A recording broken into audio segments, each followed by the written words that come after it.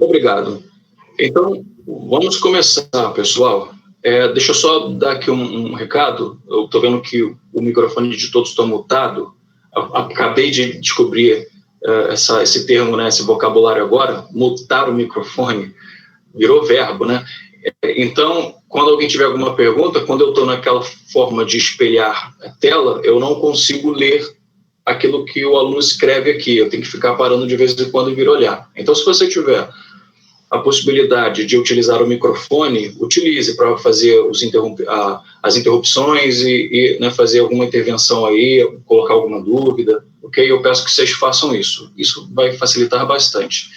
Mas, de todo modo, eu vou estar tratando por temas e aí eu vou estar fazendo observações em cima das questões e vou dar um tempo depois, né, para a gente dar aí um fôlego para o pessoal, tá se situando, tá lembrando de alguma dúvida que ficou ao longo aí dos seus estudos. Lembrando que eu espero muitas dúvidas. Deixa eu dizer isso e frisar com clareza, né? Eu espero muitas dúvidas de vocês, porque o fato de vocês me apresentarem muitas dúvidas, para mim, é um indicativo de que vocês andaram estudando. O aluno só não tem dúvida quando ele não estuda, né? Isso é comum. Você pergunta ao aluno, você tem dúvidas? Não, está tranquilo. Está tranquilo porque ele não está estudando. Se ele estivesse estudando, com certeza ele ia ter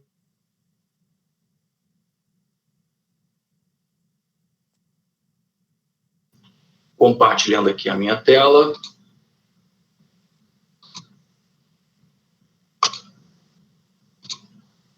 Vamos lá. Passei agora aqui para a tela que eu quero que vocês vejam. Acredito que todos vocês estejam agora vendo a minha tela com a lista de exercícios, certo? Se alguém não estiver vendo, sinaliza aí. E aí a gente começa pela primeira questão. É óbvio. A primeira questão, notem aqui. Primeiro eu quero dizer que as questões que eu selecionei, elas foram de 2011 a 2019, para a gente se situar cronologicamente. Então, de 2011 a 2019, eu fiz um apanhado daquelas questões que estão dentro dos temas que mais são cobrados. Tem temas que são muito cobrados, que são cobrados recorrentemente. E quando ele não é cobrado em um ano, no ano seguinte, ou no máximo 2 anos depois, ele é cobrado com acréscimos e correções monetárias. E isso eu vou comprovar a vocês daqui a pouquinho. Então, peguei aqui, o primeiro tema que eu quero começar destacando é o da hidrografia, que é aquele que trata basicamente de bacias hidrográficas do Brasil. Então, olha só a primeira questão. É uma questão de 2016, ela diz, a segunda maior região hidrográfica brasileira em termos de vazão, que apresenta a maior ilha fluvial do mundo, Ilha do Bananal, e a usina hidrelétrica de Tucuruí. É a região hidrográfica do... O que é importante para nós aqui? Importante para nós é que você saiba responder a essa questão, porque, afinal de contas, todos vocês já devem ter feito, no mínimo, né, umas 5 vezes essa questão aqui. Então, você decora, você memoriza. Então, a ideia é a gente entender como a banca formula as questões para cobrar sobre hidrografia. Então, o que eu posso destacar aqui nesse ponto?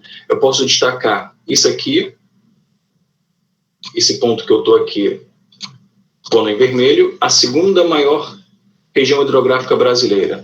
Será que você seria capaz de saber que resposta se enquadra nessa pergunta aqui, apenas olhando esse trecho da primeira frase aqui?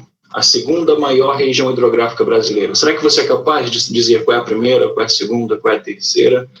Esse é um ponto. A banca costuma explorar isso dentro dos assuntos relacionados com a hidrografia. Então, quando se fala de bacias hidrográficas brasileiras, se você ainda não tem memorizado pelo menos as 3 maiores, recomendo que você o faça, ok? Claro que nem sempre as maiores, a ordem da maior, vou pegar só das 3 primeiras, da primeira maior para a terceira maior, essa ordem é a ordem de tamanho espacial. Nós temos também a ordem colocada em tamanho de vazão. Então, você tem bacias hidrográficas com maior vazão, que é o quê? A quantidade de litro de água que ela joga por unidade de tempo no mar, certo? E que aí as ordens ficam mais embaralhadas. Por exemplo, em termos espaciais, tamanho, a maior bacia é a bacia amazônica, a segunda é a Platina, a terceira é a do Tocantins-Araguaia. Mas quando você coloca em termos de vazão, a primeira continua sendo a amazônica, mas a segunda é a Tocantins-Araguaia, que em termos de área é a terceira. E aí a terceira, em termos de vazão, é a bacia Platina, mais especificamente a bacia do Paraná. ok? Que a banca às vezes gosta de desmembrar a bacia platina e falar especificamente sobre a principal subbacia da bacia platina, que é a bacia Paraná. Então esse é um ponto, né? Vocês têm que ir para a prova com isso em mente, sabendo, assim, de imediato, de cor, já dizer a diferença entre espacialidade, tamanho, e vazão, tamanho. Qual tem maior vazão, qual tem a maior espacialidade. São critérios diferentes.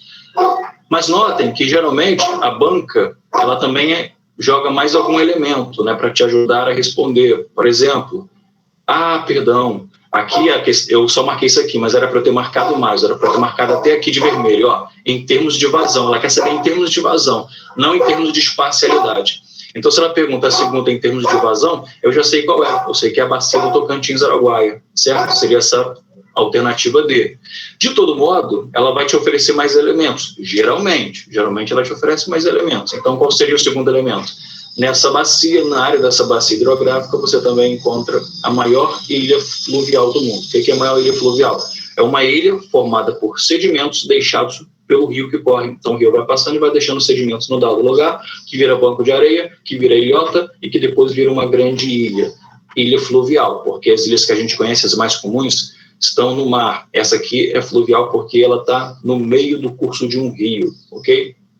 Então, já dá para imaginar que o rio é bem largo, bem espaçoso, a ponto de conseguir conceber uma ilha ao longo do seu percurso, certo? E também, olha outro ponto aqui, ó, além da ilha do Baranal, ainda joga aqui, ó, a hidrelétrica de Tucuruí. Então, são 3 elementos. Essa daqui é um tipo de questão que a gente pode chamar de imperdoável. Essa é uma questão imperdoável, você tem que acertar, porque ela te deu 3 elementos. Algumas questões vão te dar apenas 2 elementos, para você se basear e determinar qual é. Mas, de todo modo, um aluno bom mesmo, ele consegue, com apenas um desses daqui, já determinar qual é a bacia hidrográfica, ok? Então, você tem que estar treinado para chegar ao ponto de, com apenas um elemento, onde fica a usina hidrelétrica de Tucuruí? Bacia do Tocantins-Araguaia. Onde fica a ilha do Bananal? Em qual bacia hidrográfica brasileira? Bacia do Tocantins-Araguaia. Qual é a segunda maior bacia hidrográfica brasileira em termos de vazão? Bacia do Tocantins-Araguaia. O aluno bom tem que estar afinado nesse aspecto aí. Muito bem. Aí vamos aqui, no caso, para questão número 2. Aqui já é de 2017. Esse adaptado aqui foi porque, na época que eu peguei essa questão, a banca ela só tinha divulgado o gabarito, com as respostas corretas. Então, tá lá, questão número 1, pergunta tal, alternativa correta tal. Não colocou as outras alternativas. Então, para eu poder apreciar, utilizar essa questão na apostila, eu tive que adaptar. Ou seja, as outras alternativas eu criei, certo? Mas, tirando esse detalhezinho, é a mesma questão da banca.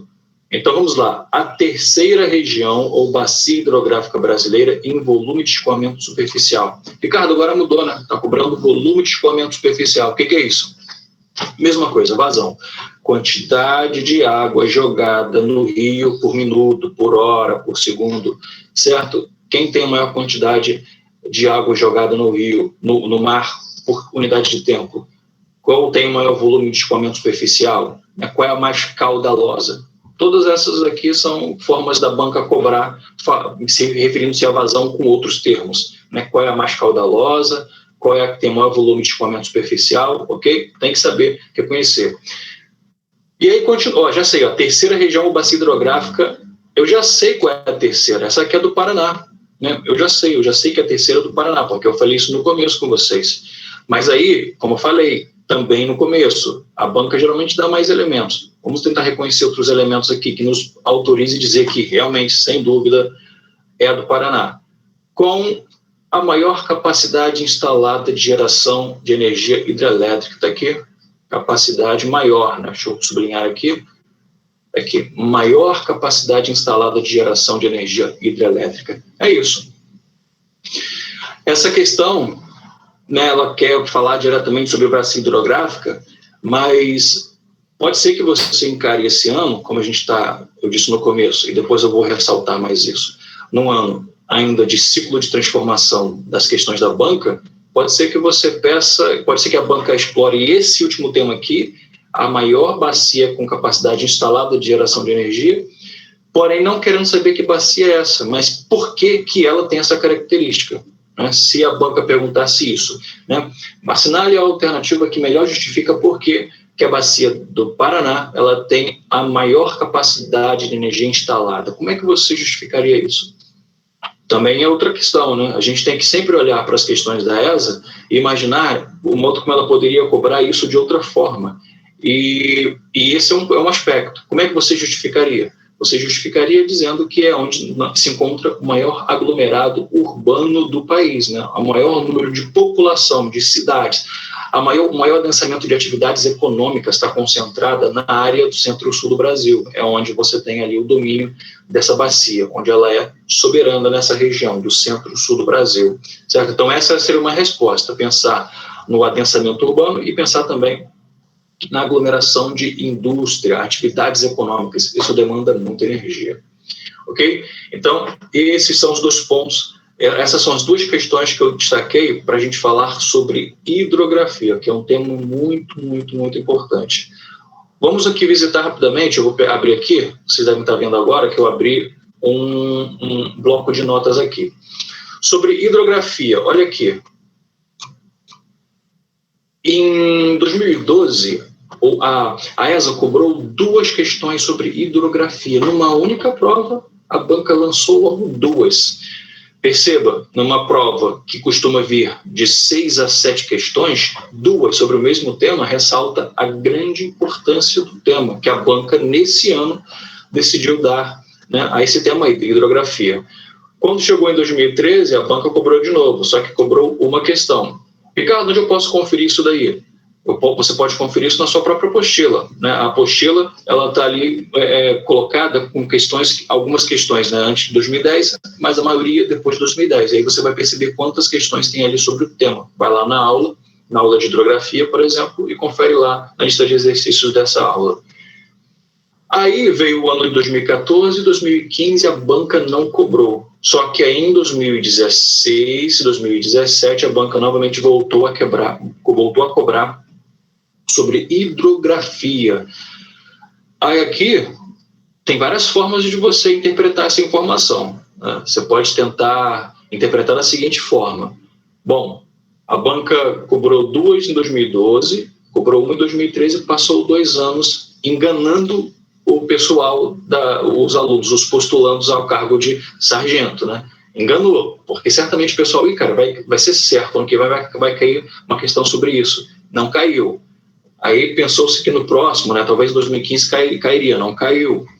Veio 2016, ela caiu, veio 2017, ela caiu, fazendo crer que em 2018 também cairia e não caiu. E ano passado também não caiu questão sobre hidrografia. Pode ser que esse ano caia, né? Então note, né, a banca em algum momento ela volta, porque as questões sobre hidrografia são cíclicas. Eu falei que peguei questões de 2010 para frente, então note que em 2011 também não caiu. 2012, 2013 caiu, 14 e 15 não caiu, 16 e 17 caiu, 18 e 19 não caiu. Então a gente pode entender, lembrando que isso aqui não é uma ciência exata, né? A estatística lida com a aleatoriedade, com o aleatório, né? O aleatório a gente só pode supor com algum embasamento, mas não é ciência exata. Se eu tivesse que dar um conselho a vocês, e obviamente já o fazendo, eu diria: fiquem preocupados com a questão da hidrografia, porque é coisa pouca. Basicamente, o que vocês precisam saber para ir bem nas provas, nas questões de hidrografia da ESA? Vocês precisam saber o tamanho espacial de cada bacia, principalmente as 3, já dei essa dica, o tamanho pela vazão. Vocês precisam saber também as hidrelétricas que funcionam em cada uma.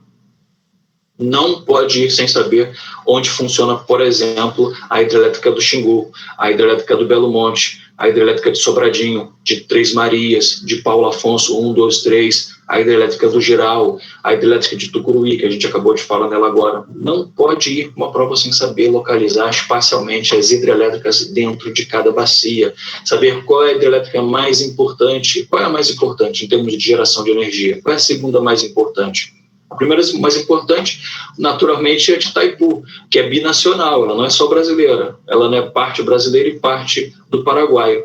A segunda maior, né, Até então, até surgir Belo Monte, era de Tucuruí. Agora veio Belo Monte, né, que também é uma das maiores aí, está entre as 3 maiores. Qual é a diferença da usina de Belo Monte para a usina de Tucuruí? Eu vou falar essa diferença, mas a banca ESA ela é muito pouco específica nesse aspecto. A SpaceX é mais específica, porque ela já cobrou isso. Ela colocou lá numa das afirmativas para gerar uma sequência, e no fim você marcar qual é a sequência correta, de A a E, dizendo, numa das afirmativas estava dizendo assim, que a usina de Belo Monte é uma usina a fio d'água. O aluno que não sabe que realmente a usina de Belo Monte ela tem esse diferencial, ela é uma usina a fio d'água, diferente das outras usinas brasileiras, as anteriores, Tucuruí, Foz do Iguaçu, Sobradinho, Paulo Afonso, né, Giral, Santo Antônio. Se o aluno não sabe disso, ele perde a questão. E o que é uma usina a fio d'água? É uma usina que tem uma barragem que promove um menor alagamento, para poder o quê? Criar um menor impacto ambiental, alagar menos áreas, impactar menos a fauna. Qual é o resultado disso? O resultado é que você tem uma usina hidrelétrica que ela pode ser comprometida em períodos de baixa vazão, né? Então, quando as chuvas escasseiam, a produção de energia elétrica fica prejudicada. Por quê? Justamente por conta disso. Porque por inundar menor área, você também, né, coloca aí uma menor geração de energia quando o rio está com uma vazão mais baixa. Então, essa é a usina a fio d'água. Por isso que Belo Monte recebeu muitas críticas, né? Poxa, para que fazer um projeto que já é por si só muito, muito caro, altamente impactante, e ainda fazer, para reduzir o impacto, fazer a fio d'água, mas em compensação pode ser um projeto que, se a gente passar por um período de anos aí que com baixo índice pluviométrico, acaba não sendo economicamente viável. É o que as críticas, né, dizem a respeito da usina de Belo Monte. E, de fato, é isso, né? Uma usina que ela funciona a fio d'água, ela tem esse problema. No entanto, a vantagem ambiental é de quê? De todos os males o menor, porque impacta bem menos. Ela foi concebida para essa finalidade. Certo? Então, esse aí é o ponto que eu quero destacar com vocês com relação à hidrografia. Vou interromper aqui um instante para voltar e deixar a você e saber de alguém aí se tem alguma dúvida com relação à hidrografia. Pode ser algum ponto que eu coloquei, ou pode ser algum ponto que você já traga com você aí de alguns dias. Qual é a dúvida que alguém possa ter? Pode falar.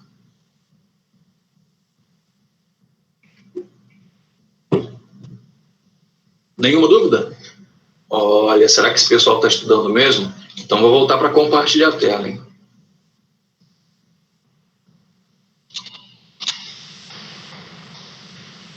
Voltei. Agora a gente fala sobre o clima. E é óbvio, a dona Chefa estava mencionando que um ano, acho que foi ano retrasado, eu fiz uma lista de um simuladão, né, com uma lista de exercícios para a ESA, de 2010 para frente, dividido em percentuais. Então, cada tema estava dividido em percentual. E o tema relacionado ao clima, o tema clima, foi o que tinha o maior percentual de questões cobradas de 2010 para frente. Estava ali batendo 17%. 17% das questões, né, ou seja, uma média de quase 2 questões por prova a partir de 2010. Eram cobradas uma questão e meia, né, não vou exagerar. Uma questão e meia por prova era cobrada, né, nas provas a partir de 2010 com relação ao clima. Então, o clima é muito importante. E tem um detalhe, até 2015, as questões sobre o clima, elas eram muito generosas. Pedia mais ou menos assim, qual é o clima que predomina na região sul do Brasil? Né? Aí põe lá um trecho lá do romance do Érico Veríssimo, que fala sobre um inverno mais rigoroso, frio, tal. Onde no Brasil, sobre que clima brasileiro fala o texto do romance e tal, todo mundo sabe, é o subtropical e tal. Então eram questões bem fáceis. Óbvio que com o tempo e com a acirração das disputas, né, muitos alunos procurando fazer a prova, né, a banca analisando que a margem de acerto era muito grande por conta dessas questões que realmente permitiam um grande número de acertos. Para acirrar um pouquinho, a banca começou a variar. E aí começou a cobrar fatores do clima, elementos do clima, e aí a coisa fica um pouco mais difícil, porque se o aluno não souber fazer a associação correta, ele perde a questão. Então vamos analisar algumas. Notem que sobre o clima, eu coloquei aqui uma questão de 2018, uma de 2019 e outra de 2017. Então, são questões bem recentes. Questão de 2018. O fenômeno influenciado pela massa de ar polar atlântica e responsável por provocar queda brusca de temperatura. Então, olha só que interessante. O fenômeno, então a gente já sabe que é um fenômeno, né? Que é influenciado o quê? Por uma massa de ar. Essa massa de ar é qual? Porque nós temos no Brasil atuando ali 5 massas de ar. Qual massa de ar? É a massa de ar polar atlântica, portanto, é a massa de ar fria e responsável por provocar queda brusca de temperatura.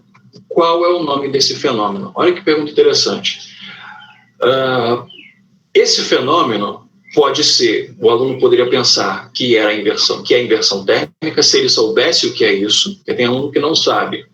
Ele pode pensar que é a friagem, ele pode pensar que é frente fria,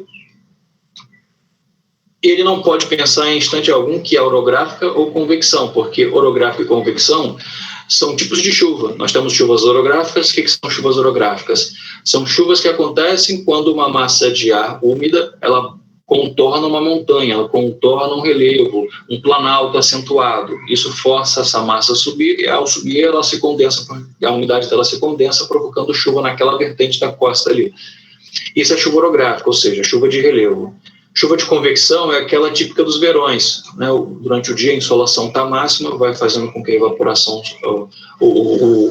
a umidade do ar suba, porque o ar quente ele tem a flutuabilidade, faz com que a umidade ascenda a certa altura.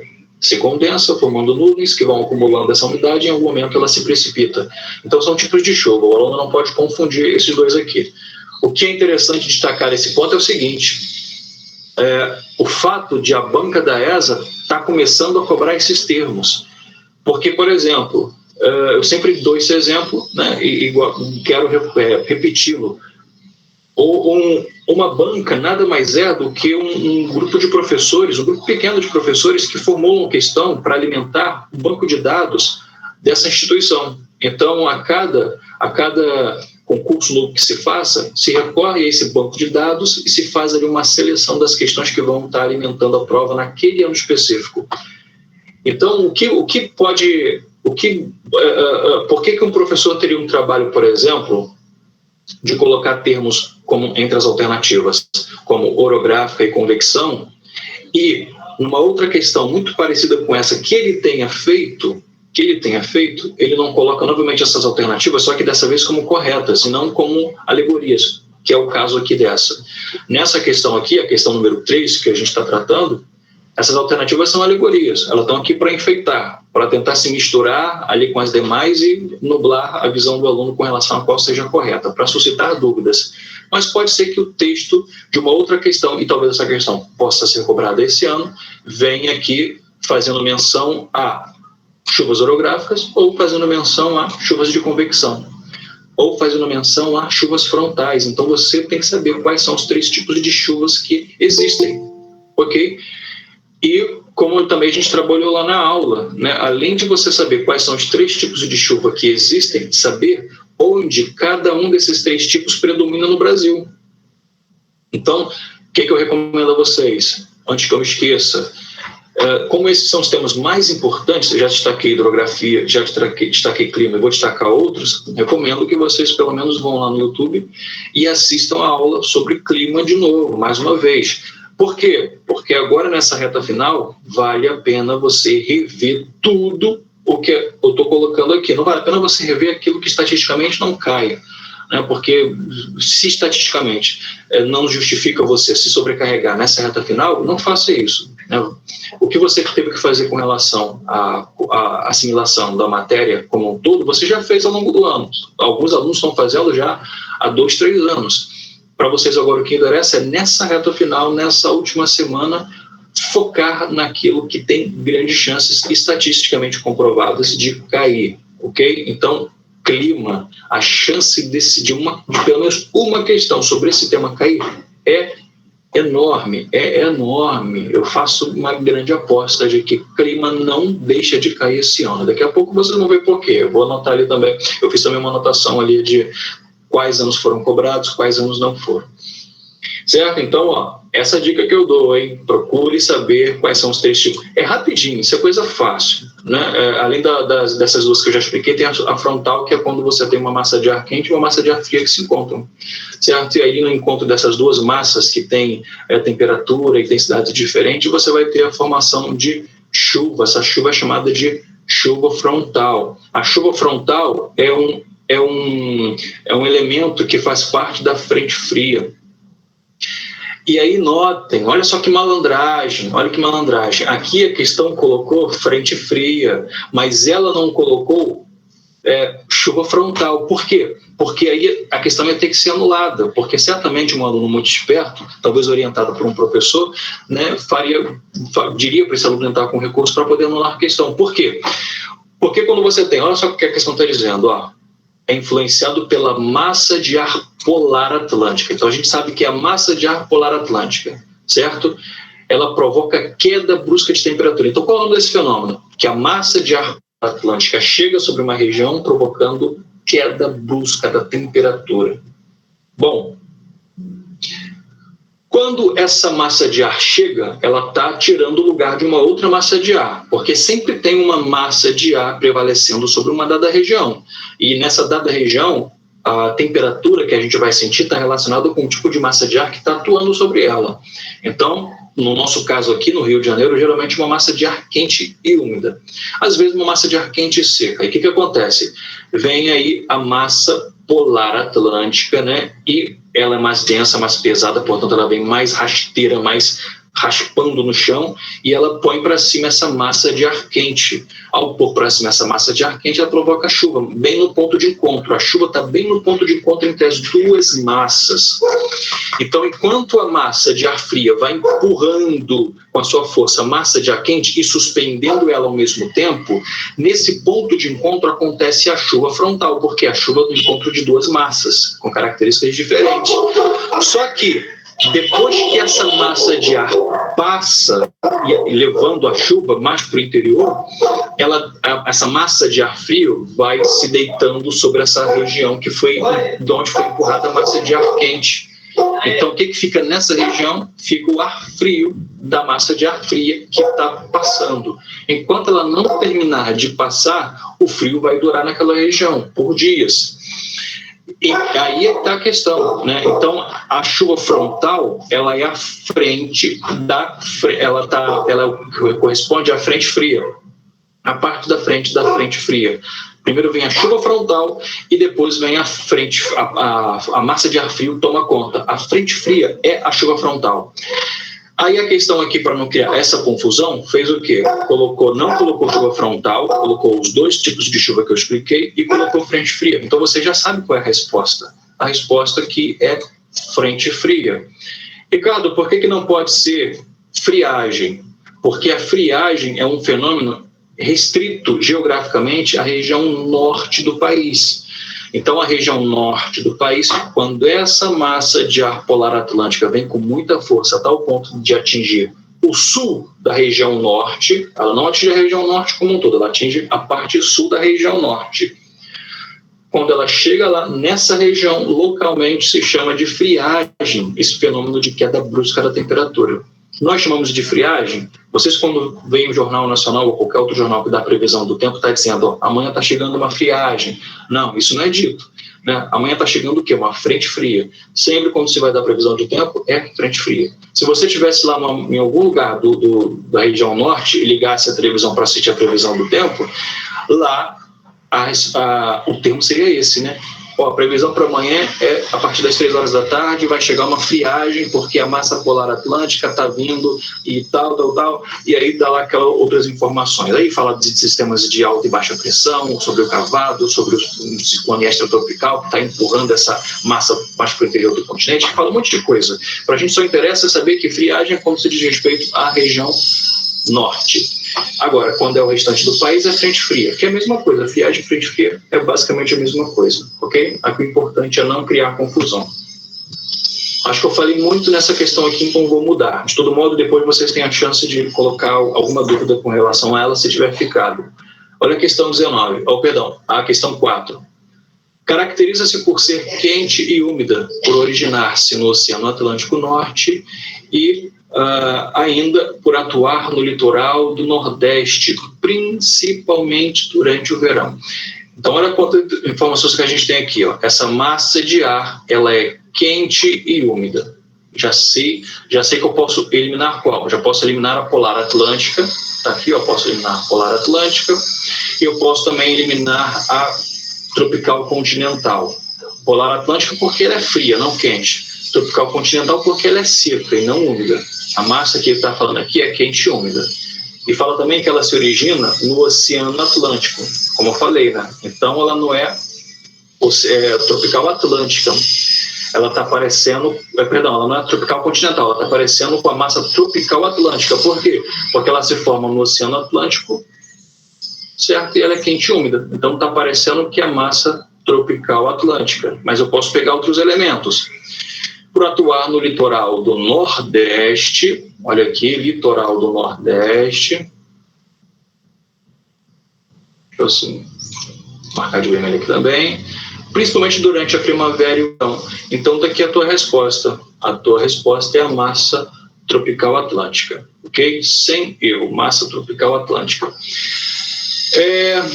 Agora, deixa eu ver aqui um ponto que eu quero comentar. Assim, notem que eu falei com vocês no começo. As questões sobre o clima, e essa aqui é a questão mais recente que você tem para poder perceber como é que a banca agora está começando a cobrar as questões sobre clima. Essa é a mais recente, a questão do ano passado. Olha o que ela está cobrando: massas de ar. Massa de ar é um elemento dinâmico do clima. O que são elementos? Perdão, falei besteira. Massa de ar é um fator dinâmico do clima. O que é um fator do clima? Nós aprendemos lá na aula de clima e nós já temos 2 aulas no YouTube sobre clima, aquela de clima geral e aquela de clima do Brasil. O aluno que tem dificuldade, sabendo que esse é um tema muito importante na ESA, o que eu recomendo? Que assista as 2 aulas, aquela de climas do Brasil e aquela de clima geral, clima mundial. Porque na de clima mundial eu falo com mais detalhes sobre os fatores do clima e os elementos do clima. Os fatores do clima são temperatura, pressão e umidade.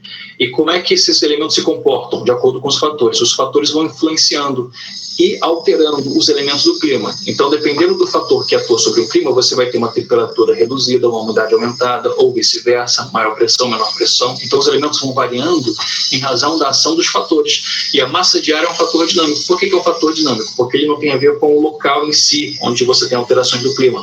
Ela vem de outros locais, trazendo suas características para aquela região, e depois desaparece. Então, é um fator dinâmico. E a ESA nunca havia cobrado sobre fatores do clima. E agora a ESA está cobrando sobre fatores do clima. Dessa vez ela cobrou sobre massas de ar.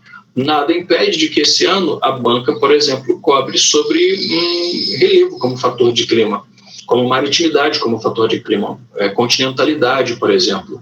Então você tem aí altitude, então você tem vários fatores que podem ser cobrados, já que a banca abriu um precedente. Toda vez que a banca abre um precedente, já começa a falar sobre áreas daquele tema que antes ela não falava, abre-se um precedente, é bom ficar alerta. Então, essa questão aqui não se trata de ser uma questão difícil ou fácil, se trata de ser uma questão de alerta. Então, a resposta aqui na 4 é a C. Questão 5. Vários fatores, notem novamente, ela falando sobre fatores, já de 2017. Vários fatores interferem nas dinâmicas climáticas presentes no território brasileiro. Até então não disse nada. Foi genérica essa primeira afirmação. Neste contexto, identifique a única associação incorreta. Então, agora sim, a gente tem que associar o fator àquilo que tem realmente a ver com ele, uma localidade geográfica, um tipo de vegetação, sei lá. Então, um fator do clima que a gente sabe, quais são os fatores: latitude, altitude, maritimidade, continentalidade, relevo, massas de ar, são fatores, Eles têm que ter a ver com um outro ponto específico, que tem que relacionar corretamente os dois, o fator e essa outra coisa. Vamos ver o que está dizendo na questão A. Questão A, regiões de maiores latitudes. Então, pensa no Brasil, quais são as regiões de maiores latitudes? São aquelas que estão mais afastadas da linha do Equador. As regiões mais afastadas da linha do Equador é a região, na verdade não são as regiões, é a região sul do Brasil, onde você tem um clima subtropical, onde você tem a vegetação do tipo campos e também a mata de araucária. Olha o que está dizendo aqui, clima tropical semiárido. Não é, porque o clima tropical semiárido fica ali perto da linha do Equador, na região do Nordeste, certo? Que é vizinho do Norte, que é cortado pela linha do Equador. Então é de baixa latitude, não alta. Olha bem, região de baixa latitude. Então, ó, já não se fala mais das maiores, está falando das menores latitudes. Está muito próximo da linha do Equador. Poxa, olha aqui, clima equatorial. Não tem como ser mais fácil, né? Região de baixas latitudes, nós temos o quê? O clima equatorial. Está correto. Então, essa daqui deveria ser a alternativa marcada. No ano, né, quem fez no ano de 2017, falando que fez essa questão, deveria ter marcado essa alternativa aqui como a correta. Vamos desqualificar as outras. Olha só. A C. Regiões serranas. Chuvas orográficas. Opa! Calma aí. Eu dei mole. Olha aqui, a questão está pedindo associação incorreta. É associação incorreta, porque essa daqui também está correta, ó. A C está correta. Regiões serranas, né, áreas de alto relevo, você tem chuvas orográficas. O que são chuvas orográficas? Chuvas de relevo, que eu acabei de dizer. Né? Então está correto. Então a B e a C estão corretas. A nós falamos que estava errada, né? Então ela que tem que ser a alternativa correta marcada, por ser a incorreta. Olha D, Brasil Central, efeito continentalidade. Perfeito, né? Perfeito. Por que, por exemplo, o Pantanal, atualmente, está passando por uma série de queimadas que não param? É porque a secura, né, em estados como Mato Grosso do Sul, Goiás, nessa época do ano, é elevadíssima. A secura, tem dias que a umidade chega a nível de deserto, abaixo de 10%.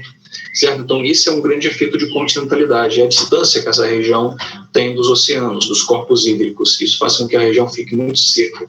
Então, no Brasil Central, nós temos realmente um efeito de continentalidade. E também na região amazônica, efeito maritimidade. Isso aqui é outro ponto interessante. O aluno pode pensar, tá, mas nem toda a região amazônica está próxima do mar, né, Ricardo? Você tem, por exemplo, o Acre. O Acre está na região amazônica, mas ele está lá para o interior, fazendo fronteira lá com Bolívia, Peru, então está muito longe do mar, tanto do Oceano Atlântico quanto também do Oceano Pacífico. Mas só que a região amazônica é uma região de floresta densa pluvial. Nós estudamos isso em vegetação. Se a floresta é pluvial, é uma floresta superúmida, produz sua própria umidade, grande quantidade de chuva.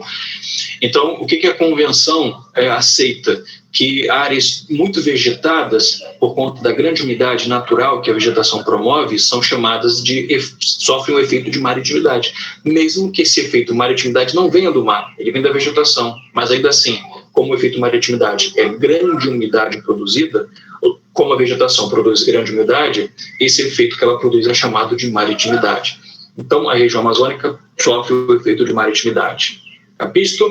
Certo? Então, notem o desenho aqui que a gente traçou sobre as questões que cobram sobre o clima. Percebam a mudança, eu peço que vocês percebam a mudança.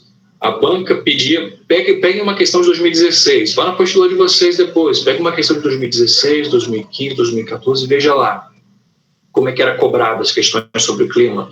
Notem como essas questões sobre o clima aqui, A3, A4 e A5 foram cobradas. Né? Vocês vão ver a diferença.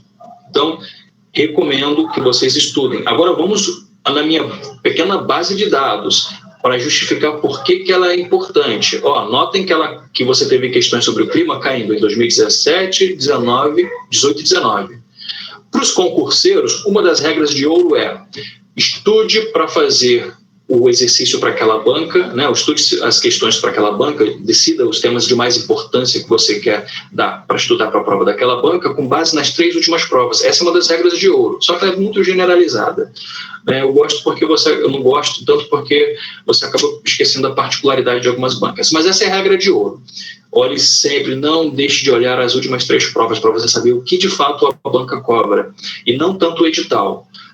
Se você olhar pelas 3 últimas provas, logo isso daqui te autoriza a estudar com rigor o tema clima. Né? Não pode deixar de estudar clima. Agora vamos ver a minha base de dados aqui. Questões sobre o clima.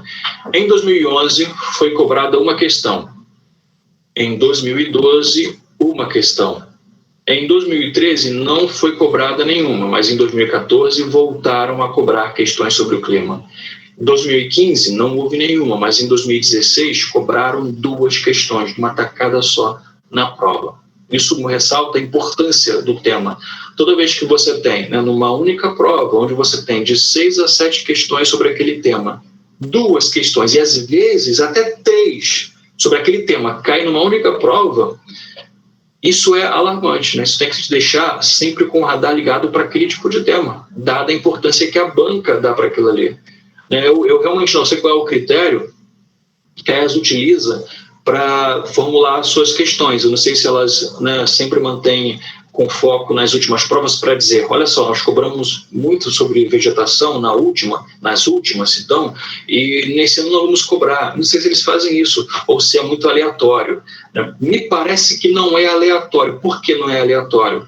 Porque se fosse aleatório, né, como é que você justifica tantos outros temas não serem cobrados, embora constem do edital, enquanto outros temas, como por exemplo o clima, a hidrografia, que nós já exploramos, quase sempre é cobrado, né? E quando não é cobrado num ano, vem 2 no outro, né? Então, não é aleatório, não pode ser aleatório, senão você teria mais a rotatividade, né?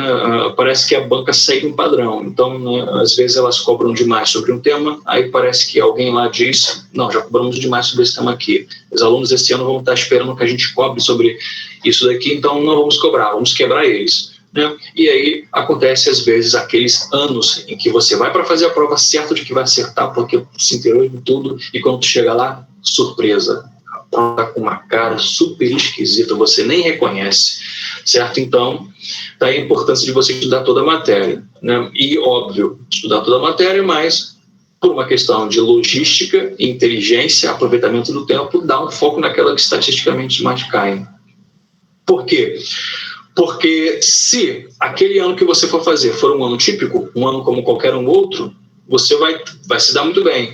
Se não for um ano típico, for um ano muito diferente, com questões muito diferentes, não é só você que vai se dar mal, né? Todo mundo vai se dar mal. Então, dentre aqueles que se deram mal, quais foram aqueles que conseguiram se ressaltar um pouquinho, é que tem maior chance de conseguir, né, tudo somado, tudo subtraído, a vaga, a tão sonhada vaga, para ingressar na escola, ou no caso ali, né, na escola, nesse caso da escola, ok?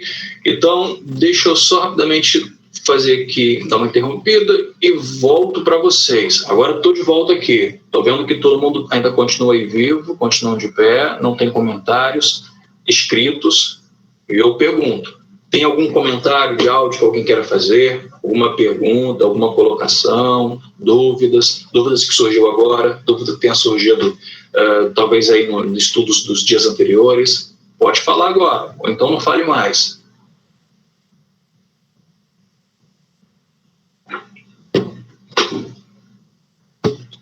Certo, sem dúvidas, né? Muito bem, então vamos continuar. Voltando aqui. Calma aí, alguém aqui. Professor, nas últimas provas... Deixa eu achar o comentário. Caiu bastante sobre descentralização.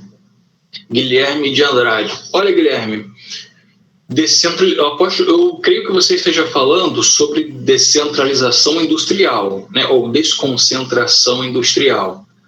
Né? Não sei se caiu bastante. Confirmou. Não sei se caiu bastante. Eu não sei como é que a gente pode dizer que caiu bastante. Se caíram, por exemplo, 2. Se caíram 2 questões que falam sobre desconcentração e descentralização industrial, realmente, eu concordo contigo. Olha, caiu bastante. Se caiu uma só, né, a gente diz que foi cobrado. O tema foi cobrado, foi lembrado. Eu acho que foi sim, porque essa lista de exercícios que vocês receberam, eu fiz hoje de manhã, né? Então eu fiz com uma certa correria. Agora eu não estou lembrado exatamente, mas nós vamos chegar lá. Aguenta aí, porque eu estou encerrando essa parte física, né, que fala sobre clima, hidrografia, vegetação. Acho que a gente fecha em vegetação. De vegetação adiante, nós temos os temas da parte humana, né? Nós estamos encerrando a parte física, a gente vai para a parte humana. Aí vamos falar sobre fonte de energia, parte da industrialização, aí vai mudar, ok? Aguenta aí que a gente já chega lá. Compartilhando aqui de novo. Voltei. Agora a gente vai para vegetação. Olha que vegetação. No território brasileiro, em decorrência de diversos fatores que se combinam, encontramos várias formações vegetais caracterizadas como arbustivas, nas quais predominam vegetais arbustivos e herbáceos. Olha que coisa interessante. Então, as vegetações, nas vegetações arbustivas, predominam não só vegetais arbustivos, mas também os vegetais herbáceos. Isso é interessante. Mais interessante ainda é que nas vegetações chamadas arbustivas, temos também árvores. Mas por que então que ela é chamada de arbustiva se tem herbácea e tem árvore, que são vegetação arbórea, né? É porque a gente fala da predominante. Então, quando você olha para uma vegetação e você consegue tirar um recorte dela mais representado por um tipo específico, por um extrato, nós chamamos isso de estratificação, né? Por um extrato, ou o extrato arbóreo predominante, ou o extrato arbustivo, ou o extrato herbáceo, então a gente diz que aquela vegetação é uma vegetação de acordo com o extrato que mais predomina nela, né? Então, se predomina mais o arbustivo, a gente diz é uma vegetação arbustiva, mas tem árvore, mas tem herbácea, porém é arbustiva. Se você tiver um meio a meio, aí a gente costuma juntar com hífen, né? Então ficaria uma vegetação arbustivo-arbórea, uma vegetação arbóreo-arbustiva, lembrando que o que vem na frente é o que geralmente tem mais destaque, ok? Aí muito bem, ó. Aí vem a pergunta de fato, a única formação que não se enquadra nesse contexto, ou seja, a única em que não predominam arbustos e gramíneas, né, que são as herbáceas, a única que não pode ser chamada de uma vegetação predominantemente arbustiva, qual é? Alternativa A, cerrado, originalmente o segundo maior bioma nacional. Bom, com relação a ele ser o segundo maior bioma nacional, isso está correto. Isso está correto. Mas não é essa a questão, né? A questão não quer que a gente indique a alternativa que fala de um bioma e o descreve corretamente. Ela quer que você diga qual é o único que não se enquadra numa classificação de vegetação arbustiva, ou seja, qual é aquele em que não predominam arbustos, com também grande associação aí com a vegetação herbácea, e o cerrado predomina, né? Então, como eu quero a única que não se enquadra, o cerrado como se enquadra, eu não posso marcar. Ele é o cerrado uma vegetação do tipo arbustivo predominante. A B, a floresta amazônica que compõe o maior bioma do nosso país. A floresta amazônica, ela é 80% de mata de terra firme. Lembrando que a floresta amazônica, ela se divide em três, né, em 3 seções.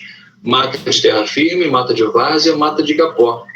A que tem a mais predominante é a mata de terra firme, onde você encontra árvores gigantescas, árvores enormes. Lembrando que terra firme é aquela que nunca alaga, né? Aquela região que nunca alaga. É só lembrar do modo como os grandes navegantes, né, usavam a expressão, o termo que eles usavam quando vinham terra. Eles passavam meses em alto mar, às vezes, e aí quando chegavam num lugar onde havia terra, eles diziam terra à vista, né, ou terra firme, finalmente vamos chegar em terra firme. Então, quando se fala terra firme, né, está se excluindo a água. Então, a área de terra firme da floresta amazônica é aquela que nunca alaga, aquela que a água não chega a submergir. E ali é óbvio, né, floresta amazônica é extrato arbóreo predominante, não é arbustivo. Caatinga tem um arbustivo, Campos, olha só que interessante, hein? Campos é predominantemente herbáceo. Predominantemente herbáceo. O campo ele se compõe basicamente de gramíneas, então é uma formação herbácea, não arbustiva. Mas por que cargas d'água a banca colocou então Campos? Bom, ela também chegou a citar aqui herbáceas, né? Então tem uma menção à questão herbáceas. Além de que, talvez essa questão aqui, talvez não, corretamente essa questão não foi colocada pela própria banca, foi eu que coloquei. Então talvez eu não tenha prestado muita atenção nesse aspecto, porque lembra, aqui eu coloquei ela adaptada. Em 2017 a banca não colocou as alternativas no gabarito, colocou só as alternativas erradas, só a correta, a questão e a alternativa correta. Aí para poder preencher, né, formar uma questão aí com as outras alternativas de A a E, eu tive que copiar algumas. Aí foi ver que essa daqui eu não prestei muita atenção. De todo modo, né, a gente poderia argumentar isso daqui. Campos se enquadra na categoria herbácea. Como a herbácea está sendo sempre mencionada aqui, a única que não se enquadra em herbáceo e arbustivo é que a gente tem que destacar, que nós já destacamos que é a floresta amazônica.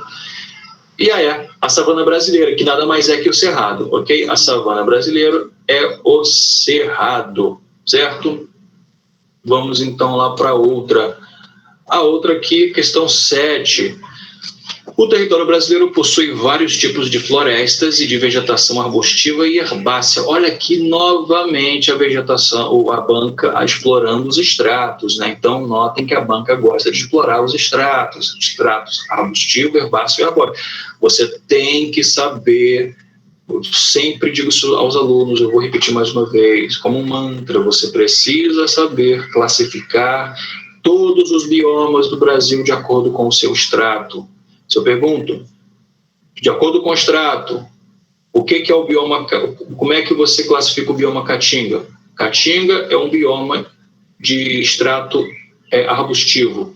Cerrado também é um bioma de extrato arbustivo. Floresta amazônica, bioma de extrato arbóreo. Campos, bioma de extrato herbáceo, ok? E a mata de araucária, bioma de extrato arbóreo. Mata dos cocais, bioma de extrato arbóreo. Tem que saber, porque a banca pode cobrar dessa forma, né? Falar sobre algum extrato tal, jogar mais uma outra informação aí complicada, como por exemplo, a espécie, o tipo de espécie vegetal que tem ali. Por exemplo, onde nós encontramos espécies tropófilas. O que são espécies tropófilas? São aquelas muito adaptadas a um longo período de seca e depois um longo período de chuva, ou seja, onde o inverno é muito, muito chuvoso, o verão é muito, muito chuvoso e o inverno é muito, muito seco. Onde nós encontramos esse tipo de vegetação? Aquela representativa do clima tropical típico, ou seja, o cerrado. Então, a vegetação do cerrado é tropófila. Então, onde no Brasil nós temos uma vegetação de extrato arbustivo e tropófilas? No cerrado. Olha só como é que seria muito fácil a banca conseguir quebrar o aluno, né? Usando simplesmente esses termos, o extrato e o tipo de vegetação. E aí o aluno não saberia dizer. Por quê? Porque deu mole. Então não dê mole, né? Vá para a prova carregando consigo esses termos. Todos eles foram explorados, bem explorados nas aulas lá no YouTube. Então vá lá na aula e assista mais uma vez antes de ir para a prova. É a dica que eu dou a vocês. Então vamos lá, né? Deixa eu ler aqui novamente, porque eu falei pra caramba e esqueci. O território brasileiro possui vários tipos de florestas e de vegetação arbustiva e herbácea. Não disse nada até agora. São exemplos de formações arbustivas. Olha que interessante, muito parecido com a outra, né? Muito parecido com a outra. Então agora, mais uma vez, a questão quer saber qual aqui dos exemplos a gente pode dizer que são arbustivas. Lembrando que agora não é uma questão adaptada. Todas as alternativas foram escritas pela própria banca. Então está aqui a alternativa A. Mata dos cocais e mata de araucária? Claro que não. Ambas são vegetação no sentido de extrato, né? A respeito do extrato predominante, são vegetações arbóreas. B. Mata de cocais e caatinga. A primeira é arbórea, a segunda é arbustiva. Mata Atlântica e Floresta Amazônica. Ambas são arbórea. Cerrado e Caatinga.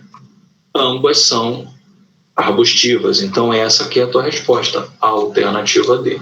Ok? Aqui, no caso, na E, campos e mata de araucárias. Então, seria aqui, no caso, herbáceo e depois arbóreo.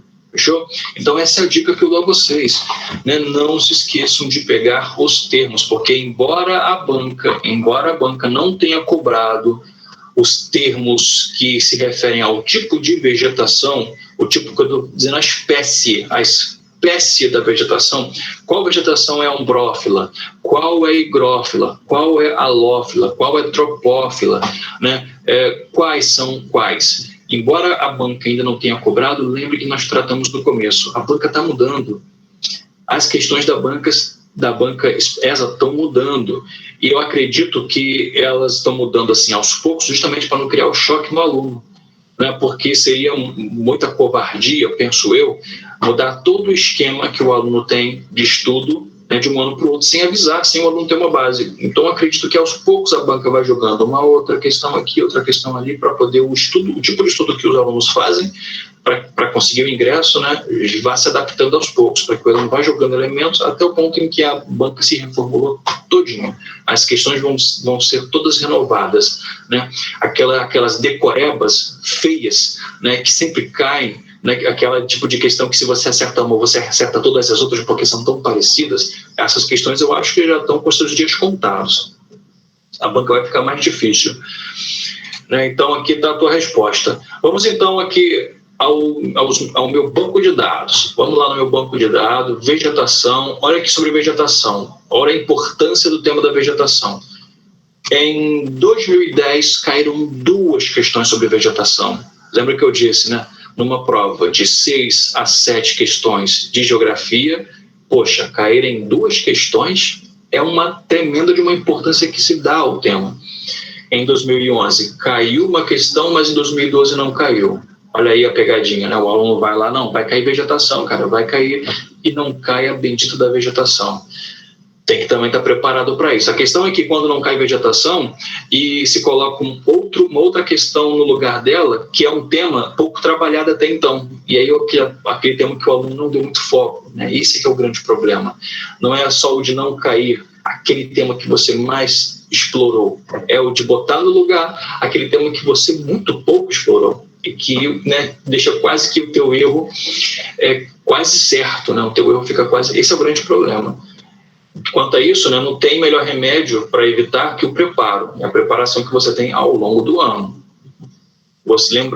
Lembrem-se que vocês são atletas, né? Atletas têm metas diárias de rendimento que precisa ser ganho, né? Você tem que ter o tempo, a carga horária de leitura, de estudos tem que estar em dia, para quando chegar finalmente na época da competição, você conseguir ficar no pódio, né? Ganhar uma medalha de bronze, de prata, de ouro. Ninguém precisa ser o primeiro lugar, só precisa ser classificado, né? Para isso tem que estar trabalhando sempre duro. Mas olha só, em 2012, a banca não cobrou vegetação.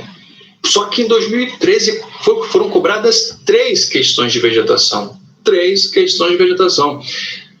Se nesse ano, eu não lembro agora, foram 6 questões de geografia, metade foram só sobre vegetação.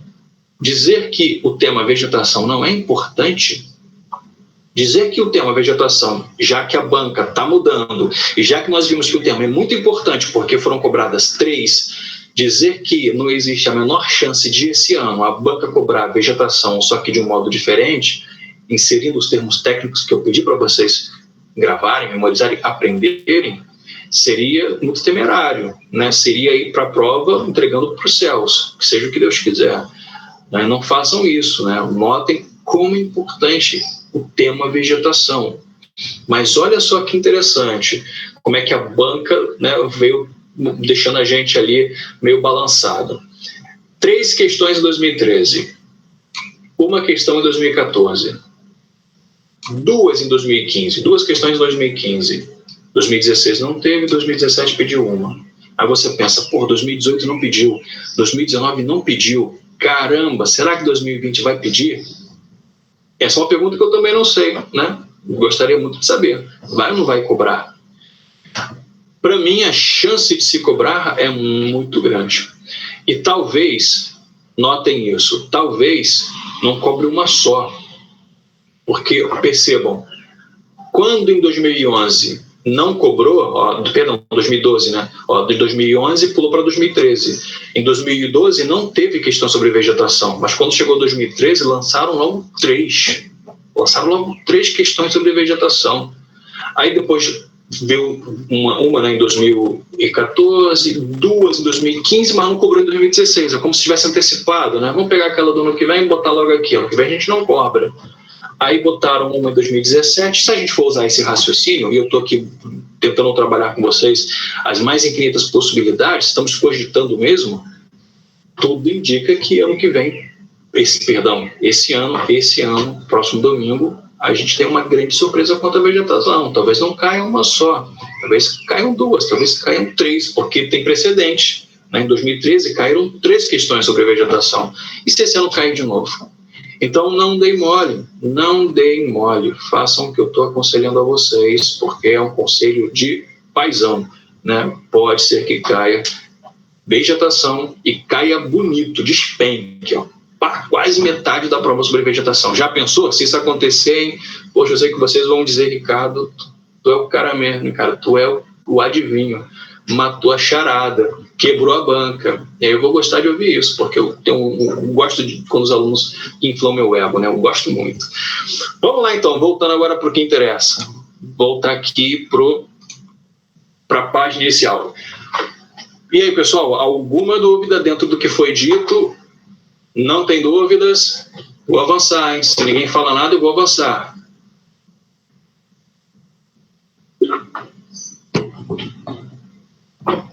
Avançando.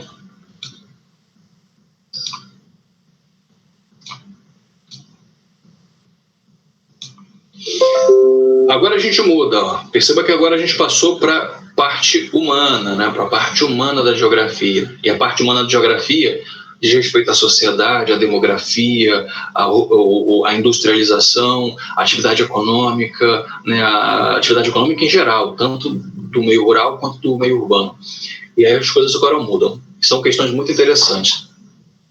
Esse tema aqui também, ele é muito cobrado, ó, indústria, transporte, energia, aquela que o Guilherme havia dito, né? Aquela que o Guilherme havia dito. Então, olha o que nós temos aqui. Eu coloquei 3 questões para a gente trabalhar e tentar entender, pelo desenho das questões, como a banca pode vir esse ano se cobrar sobre esse tema, como ela pode cobrar, né? Se cobrar esse ano, como ela pode cobrar, né? É o que a gente tem que tentar entender a partir delas.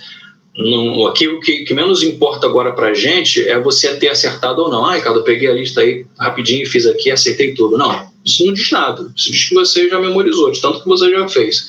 A ideia aqui é, a partir disso daqui, conseguir desenhar um cenário de possibilidades, né? Como a banca pode vir cobrando esse ano um tema sobre energia, um tema sobre transporte, um tema sobre indústria, como a banca pode vir. Então vamos tentar adivinhar isso aí também. Em relação à produção de petróleo no Brasil, é correto afirmar que, então, ó, petróleo, eu chamo petróleo, e essa é uma questão do ano passado, novíssima. O que a gente pode falar sobre o petróleo? Alternativa A. Um percentual muito expressivo das reservas encontra-se em áreas marítimas. Show! Nós já tivemos aula, nós já falamos naquela aula, nessa aula sobre, nesse mesmo tema, tá lá, indústria, transporte e energia. Só que nessa aula eu acho que eu só trabalho a questão da distribuição industrial e transporte. A parte de energia eu fiz numa outra aula, né? Na apostila é uma aula só que quando eu tive que gravar a videoaula, por ser muito grande, eu tive que botar a indústria e transporte numa aula, energia ficou para uma segunda aula. Mas está lá nessa aula de distribuição industrial e transporte. Eu explico lá sobre o modo como as jazidas minerais estão espalhadas no Brasil. Aí eu falo sobre o quadrilátero ferrífero, falo sobre a Serra Pelada, sobre a Serra dos Carajás, né, a Serra de Oriximiná, falo sobre todas elas e também falo sobre as bacias petrolíferas e também de gás que estão localizadas onde no Brasil, em sua maior parte, no litoral. 80% das reservas de petróleo do Brasil estão na plataforma continental. Lembra o que é a plataforma continental, né? É aquela área de sedimento que fica embaixo do mar. Então tem o mar brasileiro, que é essa zona do oceano que está em contato com a costa, com o continente, e os sedimentos que vêm do continente vão se depositando ali, debaixo do mar. Então é ali que você tem a formação de petróleo. Então 80% do petróleo brasileiro é extraído por esse processo que a gente chama de offshore, né? Ou seja, desligado do continente. Então está correto. Então, olha B, ocorrem escudos cristalinos. Não, o que ocorre em escudos cristalinos são os minerais metálicos. A B, as maiores jazidas ficam nas regiões metropolitanas. Claro que não. Regiões metropolitanas tem nada a ver com isso, porque elas, afinal de contas, estão no mar. A Amazônia brasileira é a maior área produtora. A Amazônia até produz, mas não é a maior área produtora. A maior área produtora de petróleo é a bacia de Campos. A produção em terra firme supera a produção offshore. Acabei de falar que não, né? A produção offshore supera a de terra firme. Então, olha, né, como é que a questão, a banca não havia cobrado. Percebam que a questão continua bem curtinha, é a cara da ESA. Você não pode esperar textos muito grandes, como, por exemplo, o SpaceX. É a cara da ESA trabalhar com questões muito sucintas, mas isso não significa que sempre vão ser muito fáceis essas questões, né? A questão pode ser sucinta, porém, o assunto pode estar dentro de um tema tratando uma especificidade tal que você boia. Caramba, boiei nessa aula aí, não estou lembrando agora qual é a resposta. Pode ser, então tu tem que saber. Agora, por exemplo, pediu petróleo, né, aqui em 2019, mas e, por exemplo, esse ano? Se esse ano pedir, por exemplo, produção de energia eólica, onde no Brasil nós temos a maior parque de produção de energia eólica, você saberia dizer? Então, são questões que a gente tem que levantar, né? Por que energia eólica? Cara, por que estou com esse papo agora? É porque a energia eólica, nos últimos 5 anos, aliás, nos últimos 10 anos, junto com a energia solar, que são fontes modernas, né? Fontes de energia moderna, ou chamadas também de alternativas, elas cresceram exponencialmente. É isso aqui, ó, cresceram exponencialmente, tem crescido muito. Se você pega os dados de 2013, o uso da energia eólica na matriz elétrica do país estava em 0,0 alguma coisa. Hoje, na matriz elétrica, já está chegando em 5%. Então, isso é um crescimento exponencial, assustador. O que isso está denunciando? Está denunciando que os parques, as fazendas de vento no país estão aumentando. E estão aumentando sobretudo onde? Sobretudo na região Nordeste, principalmente na região do semiárido. O semiárido está virando uma grande fazenda de vento, né? Então, isso mostra a grande vocação que o semiárido tem descoberto, né? Isso vai, com certeza, dinamizar muito a economia da região para os próximos anos, porque ainda no Brasil o processo é muito incipiente, está no começo. Vai crescer muito a produção de energia eólica ainda. A questão 9. Dentre as opções abaixo, a correta ordem crescente da oferta interna de energia por fonte no Brasil essa é uma das questões mais difíceis que a gente encontra na ESA. Essa é uma das mais difíceis. Por quê? Porque o aluno aquele grande poder de memorização que eu sempre digo para vocês trabalharem, né? Criar as mais diversas técnicas que vocês puderem para poder estar memorizando, né? Escrevem ali um lembrete no celular, né? Me lembrar tal dia a ordem exata da sequência, né, das fontes de energia utilizadas no país, lembrar-me a sequência dos setores que mais utilizam energia elétrica no país, lembrar-me, vai com aqueles post-its, né? São aqueles papeizinhos, vai anotando essas coisas, espalhando pela casa para você lembrar sempre, porque quando você não se coloca lembretes, você esquece, óbvio.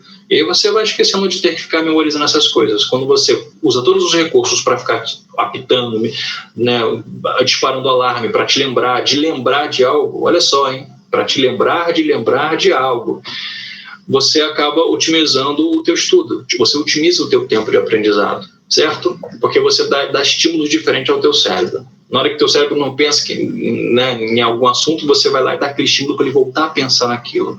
E aí você está sempre dando esse estímulo. E é assim que o cérebro vai, né, criando sinapses, né, construindo conhecimento, armazenando informações, de acordo com o estímulo que você dá. Então vamos lá. Quais seriam, então, as opções? Aquela que mostra a ordem crescente, ou seja, eu tenho que ir da fonte menos explorada em ordem crescente até chegar à mais explorada. O aluno que é esperto, ele já começa do final para o começo. A gente sabe que a fonte de energia no Brasil mais explorada é o petróleo, né? São os derivados de petróleo. A fonte é o petróleo e do petróleo se tira vários derivados, como querosene para aviação, a gasolina, o diesel, né? Então vamos lá, vamos olhar aqui na sequência e tentar achar aquela que traz o petróleo no final. Aí, olha só que interessante, a banca também é muito esperta, né? O professor aí que fez essa questão, um cara muito esperto, é óbvio, né? Um cara sagaz. Notem que ele não colocou o petróleo sozinho no último. Para poder complicar, o que ele fez? Ele usou o recurso do ponto e vírgula.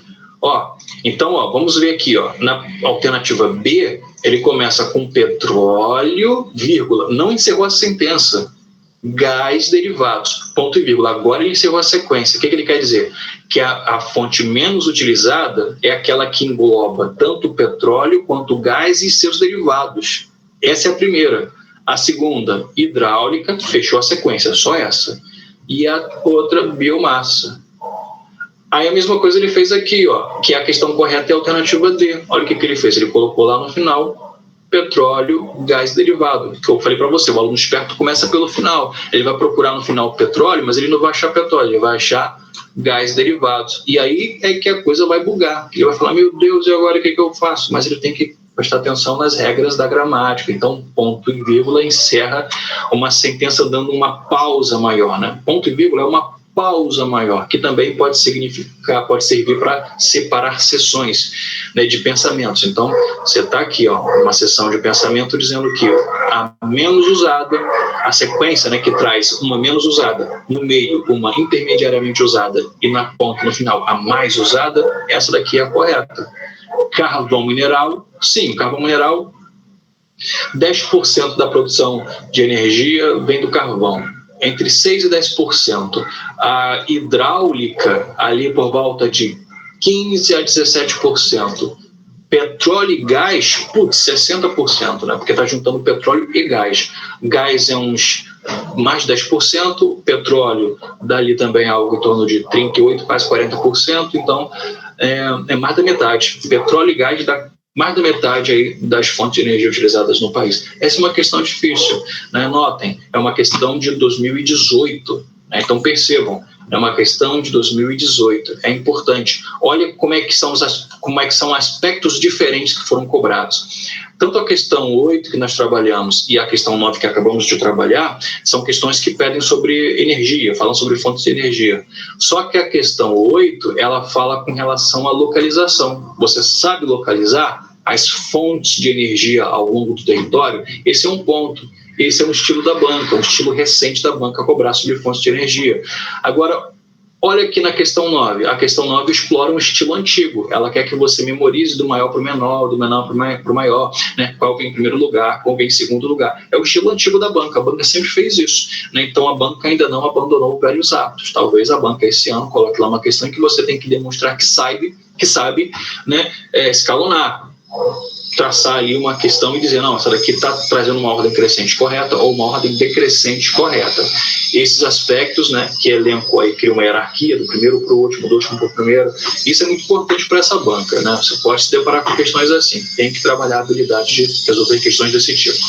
Olha aqui a questão 10. No que diz respeito aos modais de transporte e aos eixos de circulação de pessoas e mercadorias no Brasil, a única alternativa considerada verdadeira é. Essa questão eu coloquei aqui mais para alimentar a nossa conversa, porém ela foi cancelada. Por que ela foi anulada? Porque a resposta que a banca colocou no gabarito como a correta foi a A. De veias de integração, ou seja, eixos de circulação para ligar uma parte do território a outras, as ferrovias estão se transformando em atrações turísticas. Aí, essa é a resposta correta que a banca colocou. Alguém entrou com recurso, não sei, aí anularam essa questão, porque as outras também são tão falsas quanto essa. Então, todas são falsas, né? Por que a gente não pode dizer que as ferrovias estão virando atrações turísticas, né? Pontos de atração, em que o turista vai lá só para conhecer como era e que não tem mais serventia, porque o país está expandindo sua malha ferroviária. O país começou a expandir sua malha ferroviária, né, mais recentemente, com aquelas implantações de obras intermodais. O que eu acredito que tenha acontecido com essa questão? Talvez tenha sido uma questão que está lá há muitos anos no banco de dados, uma questão lá do início dos anos 2000, quando realmente as linhas férreas estavam sucateadas, deixadas de lado, e o governo estava tentando levantar dinheiro para poder investir nas linhas férreas. Só que ao longo dos anos 2000 o Brasil teve um crescimento muito acelerado por conta do boom das commodities, e com esse crescimento o Brasil começou a investir em outros modais. Foi necessário, porque na medida que a economia vai crescendo, é necessário aumentar a malha, né, para dar conta do escoamento desses produtos. Então, de lá para cá, o Brasil mudou nesses 15, 20 anos, e a questão aí talvez não estava desatualizada, mas mesmo assim o banco de dados selecionou essa questão, botou, daí teve que anular no fim das contas. Foi a minha teoria sobre o assunto, né? Mas, de todo modo, o que eu quero colocar aqui é a importância de você também saber sobre o transporte. Transporte cai, transporte cai seguramente. E aí vamos ver, olha aqui o desenho que está nos meus bancos de dados sobre esse assunto, indústria, transporte e energia. Olha só como é que foi cobrado. E muito cobrado esse tema. Em 2012 caíram 2 questões. Claro que tem que cobrar muito, porque afinal de contas é um tema triuno, né? É triuno. Você, num tema só você está explorando a indústria, a distribuição da indústria, você está explorando o transporte, que também está associado com a distribuição da indústria, né, e o deslocamento dos produtos, e também a produção de energia. Então, em 2013 também cobraram-se mais 2 questões sobre o tema, 2014 uma, 2015 uma, 2016 uma, só em 2017 que não se cobrou. Mas em 2018, olha aqui, 3 questões. 3 questões. Meu chapa, minha chapa. O tema é muito importante, né? O tema é muito importante. Olha aqui, em 2019 caíram 2 questões. Então, eu faço também fortes apostas de que no ano de 2020 vamos encarar mais uma, pelo menos mais uma questão sobre esse tema triplo. E isso estou falando no mínimo, porque se formos seguir a tendência dos últimos 2 anos, 2019 e 2018, vai ter mais de uma questão, né? Vão haver mais de uma questão sobre esse tema. Então, fiquem atentos. Olha o que a estatística está mostrando para a gente. Olha o que a experiência das últimas provas está mostrando para a gente. Voltando aqui para a tela. Deixa eu ver que tem comentário aqui, deixa eu ler. Guilherme, de novo, o Brasil não tem biomassa como fonte de energia? Tem sim, Guilherme, o Brasil tem biomassa. A biomassa, ela é oriunda da matéria orgânica, né? Tudo aquilo que provém de matéria orgânica que é passivo de produção de energia com a sua queima. Então, o Brasil tem principalmente, e no Brasil é um grande destaque, a biomassa da cana. Então, na grande parte da produção de energia hoje, energia útil gerada, vem da biomassa da cana. Por que energia útil, Ricardo? Por que você não disse energia química, energia elétrica? Porque uma parte da biomassa da cana, que é o bagaço da cana, a cana era processada, plantou-se a cana, fez ali o corte de cana, mandou isso para a usina. A usina vai fazer a extração do etanol, que é o álcool, que vai, né, passar por um novo processo de refino, de aditivação, para poder gerar o etanol na forma de combustível. E aquele bagaço, Ricardo, de onde se extraiu o etanol, de onde se extraiu o sumo, o que você faz com aquilo? Ele vai ser pelotizado, vai passar por um processo de ressecamento, pelotização. Se não me engano, o nome do processo é pelotização. Vai ser todo triturado. E esse vai virar uma espécie de farinha ou grânulos, né? Não é farinha muito fininha, não, é grânulos. E esses grânulos, quando queimam, tem um poder calorífico muito grande. E eles são usados para poder queimar e aquecer uma caldeira cheia de água. O vapor gira uma hélice e pronto, você tem produção de energia elétrica nessas termoelétricas. Então, as termoelétricas hoje queimam diesel, queimam carvão, queimam gás e queimam biomassa da cana. Então, respondendo a sua pergunta, o Brasil tem biomassa sim, e é uma das fontes de energia mais utilizadas, ok? Ela não está ali no rol das menos utilizadas como urânio, né, como as alternativas, não. Ela está entre as mais utilizadas, como carvão mineral, nas termoelétricas, né, como carvão mineral e tal, e também é importante no sistema de transporte, né? Então, de modo geral, tanto energia elétrica como energia química, né, a biomassa, ela é muito usada. Isso sem mencionar, meu caro Guilherme, a questão das pessoas mais carentes da região do semiárido que utilizam lenha para poder cozinhar. A lenha também é biomassa, ok? Então, junta a lenha com a biomassa da cana, juntando tudo num termo só, a biomassa é muito usada no Brasil. Alguém tem mais alguma dúvida? Posso prosseguir? Estamos chegando na fase final, hein? Nenhuma? Então, vou avançar. Vou aqui novamente compartilhar a tela. E voltamos lá para a questão de número 11. Agora o tema é outro. Demografia e desenvolvimento urbano. Outro tema aqui também brinca de cair na banca. Ó, do ano passado caiu Quando se observa a distribuição setorial da PEA, população economicamente ativa no Brasil, percebe-se que os trabalhadores ligados ao comércio e serviços respondem pela maioria absoluta na comparação com aqueles que trabalham nos outros setores da economia. Esse fenômeno é conhecido como...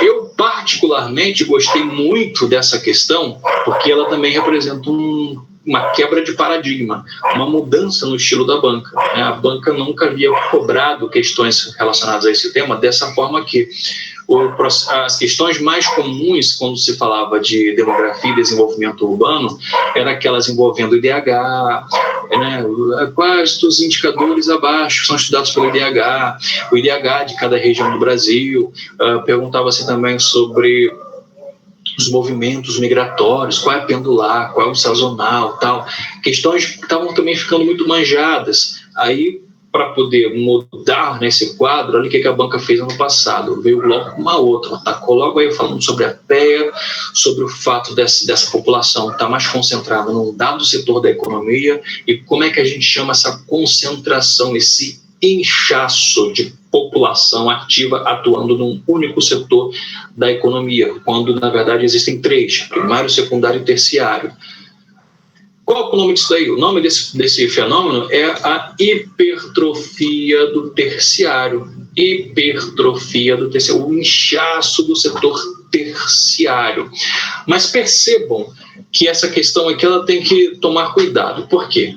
Porque olha outras coisas que a banca usou nas alternativas também, que você tinha à sua disposição. Ó, terceirização, informalidade. Essas daqui eu não vou tocar nesse assunto aqui, mas informalidade e terceirização são termos muito afins ao que o texto da Constituição propõe. Por quê? Porque o fato de haver no Brasil o inchaço do setor comercial, o setor de serviços que compõe o setor terciário da economia, faz com que grande parte da população não consiga se inserir no mercado de trabalho. Por quê, Ricardo? Porque o fato da população procurar aí nesse setor emprego não é porque ela prefere, é porque os outros setores geraram muito desemprego nos últimos anos, nas últimas décadas. A indústria mandou muito embora porque se modernizou, robotizou, automatizou o seu processo de produção. A agropecuária expulsou muitos indivíduos do campo. Por quê? Porque a produção também se mecanizou. Então, essas pessoas, sem ter para onde ir, não posso ficar no campo trabalhando, não tem mais mão de obra, agora a máquina faz. Chega na cidade, indústria, você tem muitas indústrias que elas são chamadas de capital intensivo. O que são intensivas? Capital intensivos. O que são empresas de capital intensivas? Elas investem muito, colocam muito recurso de capital em tecnologia, então tem pouca mão de obra. Diferente das empresas ou indústrias que são chamadas de trabalho intensivas, que são aquelas que têm muita mão de obra. Um exemplo da primeira, capital intensivas, as automobilísticas. Hoje você tem todo o processo automatizado. O homem está ali, né, alguns trabalhadores, né, fazendo detalhes, trabalhando lado a lado com as máquinas, em equipes multidisciplinares, muitos também em áreas de concepção de produto, porque a máquina ainda não pensa, né, nesse aspecto da criatividade. Mas a parte mesmo braçal pesada, as máquinas fazem. Isso diminui muito a mão de obra. Isso, então, é uma indústria que a gente chama de capital intensiva. As trabalho intensivas, nós temos, por exemplo, as indústrias que fazem parte do setor têxtil, aquela que tem um monte de costureira assim, enfileirada, cada uma fazendo uma peça de roupa, tal, muitas costureiras, aquele salão cheio de mulheres, né, costurando. Tal. Isso é um tipo de indústria, né, que a gente chama de trabalho intensivas. Essas indústrias ainda existem, elas geram muito emprego, como, por exemplo, as indústrias também de call center. Amanhã eu falo isso numa aula. Mas a questão é que as grandes outras indústrias, as multinacionais que chegaram no Brasil, as próprias empresas estatais que foram privatizadas foram modernizadas. Então, você teve um desemprego gerado, uma menor participação nesses dois setores, primário e secundário. Então, por onde que essas pessoas vão trabalhar? O único espaço que sobra, no setor terciário. Só que no setor terciário não absorve todo mundo, não gera emprego para todo mundo. Então, onde essas pessoas vão trabalhar de modo informal. Então, você tem um aumento do processo chamado informalidade, ok? Mas aí não é o que a questão está dizendo, né? A questão está dizendo, né, que a maior parte da PEA está ocupada no terceiro setor. Como é que a gente chama isso? Então nós chamamos isso de hipertrofia do terciário. Agora, a hipertrofia do terciário gera como um problema o aumento da informalidade, certo? Elas estão ligadas. A resposta dessa 11 é a D, mas nada impede de esse ano a banca explorar um texto cuja resposta seja o que está escrito aqui na E, informalidade. Outro ponto também, que se mudasse alguma letrinha aqui nessa palavra, ela poderia entrar como resposta correta. Em vez de terceirização, poderia ser terciarização. Se tivesse escrito aqui terciarização, então nós teríamos que anular essa questão como errada. Por quê? Porque ela traria duas respostas corretas. Tanto essa terciarização, o que é terciarização? O aumento da importância do setor terciário na produção econômica, né? O maior número de pessoas empregadas naquele setor. E também hipertrofia do terciário, que é a mesma coisa, certo? Então fiquem atentos para esses termos que podem cair. Informalidade, terceirização e também terciarização, e aí, no caso, hipertrofia do terciário, que seria uma outra palavra, uma outra terminologia para terciarização. A 12. Processo de integração física das manchas urbanas de duas ou mais cidades que cresceram horizontalmente até os seus limites municipais, podendo ser também uma integração funcional com intensos fluxos pendulares diários de trabalhadores. Este processo é denominado, todo mundo sabe que o nome desse processo aqui é conurbação, alternativa D, certo? Quando duas cidades se encontram, suas manchas urbanas se encontram, formam aquilo que a gente chama de uma conurbação. Essa conurbação produz uma metrópole e a coisa por aí vai. Bom, de todo modo, o que eu gostaria de comentar nessa questão, porque ela é muito fácil, é isso aqui, ó, a alternativa A, fala-se sobre segregação socioespacial. Bom, fiquem atentos, se a banca colocou segregação socioespacial como uma alternativa, dentre outras aqui, pode ser que esse ano ela decida saber de você, se você sabe o que é uma segregação socioespacial, colocando isso por meio de um exemplo, de um texto, alguma coisa, né, relacionado ao problema. Outro aqui também é hierarquia urbana. Ó, tá aqui, hierarquia urbana. Só porque o texto não condiz com a letra B como resposta, não significa que a letra B não possa te servir de norte, de orientação para os teus estudos.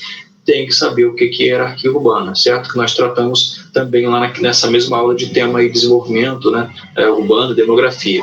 Eu falei lá sobre como as cidades no Brasil elas são elencadas, de acordo com o IBGE, pelo grau de importância e polarização. Então, como a cidade de São Paulo ela é mais importante porque tem todas as atividades econômicas, né, dotada de toda a rede de transporte, telecomunicações, melhores serviços de saúde, educação, tal, tem, né, bolsa de valores e tudo mais, ela polariza todo o Brasil. Então, ela é chamada de a grande metrópole nacional. Abaixo dela vem o Rio de Janeiro e vem Brasília, como metrópoles nacionais, daí por aí vai. Então, você tem que saber o que é hierarquia urbana, porque pode ser que seja cobrado. Gentrificação, tem que saber o que é gentrificação. Gentrificação é o enobrecimento de uma área que se supõe abandonada. Então você tem uma área lá que está abandonada, pode ser que essa área em algum momento do passado tenha sido uma área de prestígio, uma área, né, ocupada pela elite, uma área valorizada, mas agora está desvalorizada, então ela passa por um processo de revalorização. Essa revalorização vem seguida do processo de expulsão dos mais pobres, uma limpeza social da área. Então esse processo nós chamamos de gentrificação. Pode ser que a banca cobre, nunca cobrou. Até então, o que é gentrificação? Mas pode ser que cobre, porque está aí como alternativa, né? Se está aí como alternativa, isso tem que chamar atenção. E aí a gente finalmente encerra. Olha o que eu fiz aqui para encerrar. Questões de 2019 não citadas. E aí eu coloquei essas questões de 2019. Por quê? Porque vários temas, aqui, por exemplo, esse de clima. Clima tem uma questão de 2019. Olha aqui, deixa eu ver, indústria, transporte e energia, tem uma questão de 2019. Então, só que eu tenho duas. Teve outros temas também que eu citei, questões de 2019. Então, quais são as outras questões de 2019 que eu não citei? Eu trouxe aqui mais Tem 4 questões aqui, sendo que uma delas corresponde ao tema indústria, transporte, energia. Olha lá o tema importante aparecendo. E outras 2, e isso aqui é impressionante. E agora eu volto àquela conversa lá do começo, antes da gente começar a live, que eu estava tendo com a dona chefa, né, e vocês aí escutando. Por que eu disse que a minha grande aposta esse ano é da surpresa que o aluno vai ter com relação a temas que não costumavam ser cobrados e que vão cair esse ano? Porque ano passado, olha o que caiu, formação do território brasileiro. Desde 2010, a banca não cobrou mais temas sobre a formação do território brasileiro. Desde 2010, a banca não cobrava mais esse tema. E aí, de repente, vem 2019, dentro desse quadro de mudanças que se iniciou a partir de 2017, né, pegando 2018, 2019 e tal, e, de repente, lá em 2019, a banca cobra logo 2 sobre aquela primeira aula que nós tivemos, a primeira, formação do território brasileiro, quando a gente falou lá sobre o ciclo do café, sobre o Tratado de Madrid, o Tratado de Greenwich, né, do Meridiano de Greenwich, do Meridiano de Tordesilhas. Buguei agora, não tem nada de Greenwich, é de Tordesilhas. Greenwich serviu só como um outro ponto aí que depois eu comento. Né, a questão aqui, então, é essa, né? Olha só como é que a banca começou a ressuscitar temas que não eram cobrados. E a indústria nacional, outro tema que caiu. Mas antes de eu passar para essas outras, deixa eu só olhar aqui se eu esqueci alguma coisa.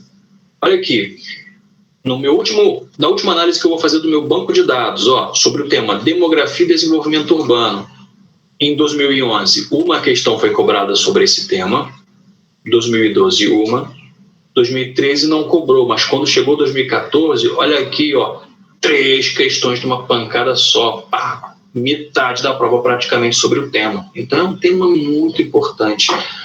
2015 uma, 2016 uma, olha aqui, 2017 não teve, 2018 voltou cobrando uma, 2019 voltou cobrando uma. Então esse tema é importante, ok? Voltando então aqui para a gente finalizar, olha aqui 2019, transporte e energia também aí cobrando. Em 1980, deu-se o estouro da corrida do ouro, aqui é do ouro, eu coloquei do ouro, em Serra Pelada, localizado no estado de, questão muito fácil, no estado do Pará, muito fácil. Novamente, o que eu estou dizendo aqui é que a banca tem por costume, já que é geografia, pedir, cobrar, sabe, verificar se o aluno sabe, sobre a espacialidade das fontes minerais. Você sabe localizar onde nós temos reservas de estanho? Sabe localizar onde nós temos no Brasil reservas de bauxita? Reservas de manganês? Você sabe? Reservas de ferro, onde nós temos? Reservas de carvão, você sabe? E o Estado? Sabe dizer especificamente o Estado? Tem que saber. Isso tem que saber. Pode ser que não caia, mas pode ser que caia. Então, é melhor prevenir do que remediar. Agora vamos lá, a grande surpresa, né? A grande surpresa, um tema que ninguém poderia supor que cairia, porque estava muito tempo adormecido. Olha que essa questão 14. Na disputa entre Portugal e Espanha pelos territórios a serem descobertos navegando-se a oeste, o limite que vigorou até o fim da União Ibérica foi o Meridiano de Tordesilhas. Por que meridiano e não tratado? Porque o Tratado de Tordesilhas criou uma linha imaginária no sentido norte-sul, dividindo a América Espanhola da América Portuguesa. Se é uma linha imaginária no sentido norte-sul, certinho, de um polo a polo, né, então significa que nós estamos falando de um meridiano, porque esse é o sentido. Essa questão, como vocês sabem que não tem separação, né, se eu não me engano, não tem separação entre aquelas questões que são de história e geografia, são tudo num pacote só, história e geografia, aí você tem a sequência.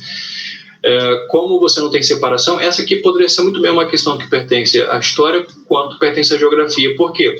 Porque aqui no ponto da questão ela fala sobre União Ibérica, e a União Ibérica você estuda em história, que é aquele período em que a coroa da Espanha e de Portugal esteve unidas, né, sob o mesmo comando. Então a gente chama esse período de União Ibérica.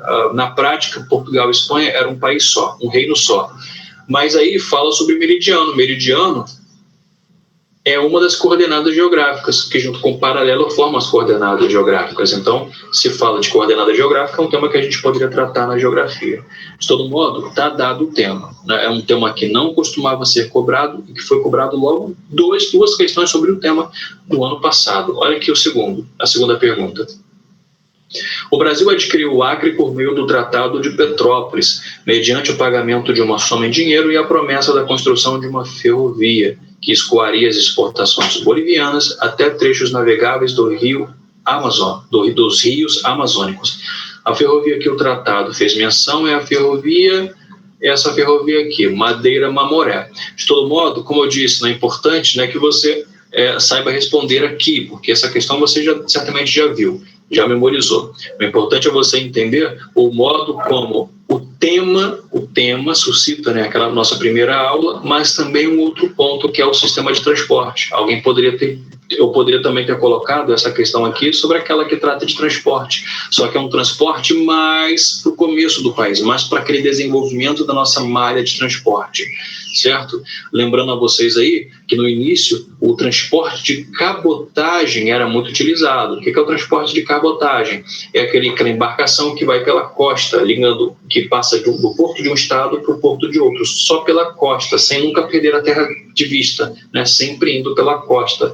Esse transporte se perdeu, mas nos últimos anos está voltando. E você teve vários outros ciclos, né, que foram evoluindo com o passar do tempo no Brasil, até depois surgir as ferrovias como a grande aposta, depois as rodovias e a partir dos anos 90 o sistema multimodal. Então você tem que saber, você tem que ter na mente aí, né, como é que funciona o desenho da malha viária do país ao longo dos séculos e também, obviamente, importantes, menos importantes, e algum relacionado à história do país, porque pode ser que cobre alguma coisa relacionada à história do nosso país. Já falei sobre todos os pontos importantes nas nossas aulas lá, relacionados a transporte.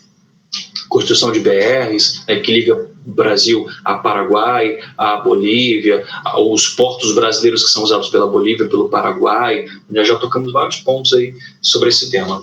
Aí, aqui a última questão também de 2019, fala sobre o mesmo tema, ó, industrialização nacional. Não, mesmo tema não, esse aqui é outro tema também que foi ressuscitado. Nós temos 2 aulas que falamos sobre indústria. A aula de industrialização nacional, que se eu não cometo erro é a aula de número 10, se eu não cometo erro, 10 ou 11, e temos a aula que vem logo na sequência, que é Indústria, Transporte e Energia. Essa segunda aula, Indústria, Transporte e Energia, a parte da indústria fala sobre a distribuição das fontes de energia e também das riquezas minerais que estimulam o desenho da malha viária. Essa da industrialização do país diz respeito ao processo de industrialização mesmo, né? Quais foram as primeiras indústrias, como é que foi o processo, se foi rápido, se foi lento e tudo mais, ok? Então, esse aqui é um tema também que não se cobrava desde 2010 e de repente a banca cobrou ano passado. Então, notem, ó, nós temos aqui 2 temas que não eram cobrados, nas últimas 10 provas da ESA não eram cobrados, e de repente no passado esses temas apareceram. Então metade da prova, 3 questões, metade da prova praticamente foi de temas que não eram cobrados. Eu consigo ver claramente uma jogada da banca aí, né? É de pouco a pouco ir inserindo e tirando aquelas que são muito cobradas e ir inserindo aquelas que não são nada cobradas, né? Vale o tempo, vale a atenção. Vamos à questão. A partir da década de 90, intensificou-se no Brasil o processo de desconcentração industrial, aquilo que o Guilherme havia dito, né? Então tá aí, ó, realmente o Guilherme está correto. Ano passado cobrou sobre desconcentração. Ó, vou ler novamente. A partir da década de 90, intensificou-se no Brasil o processo de desconcentração industrial, ou seja, muitas indústrias deixaram áreas tradicionais e instalaram unidades fabris em novos espaços na busca de vantagens econômicas, como menores custos de produção. Um dos fatores responsáveis pelo processo de dispersão espacial da indústria no Brasil então, qual foi esse principal, um dos processos, né? Não está dizendo qual foi o principal, não. Um dos processos que fez com que, por exemplo, onde é que a indústria estava concentrada? Porque o processo de desconcentração industrial foi a saída da indústria da região sudeste para outras regiões do Brasil, para o nordeste, para o norte, para o sul, centro-oeste. Qual foi o principal fator, ou um dos principais fatores que estimulou, que fez essa indústria achar interessante deixar essa região para ir para outra?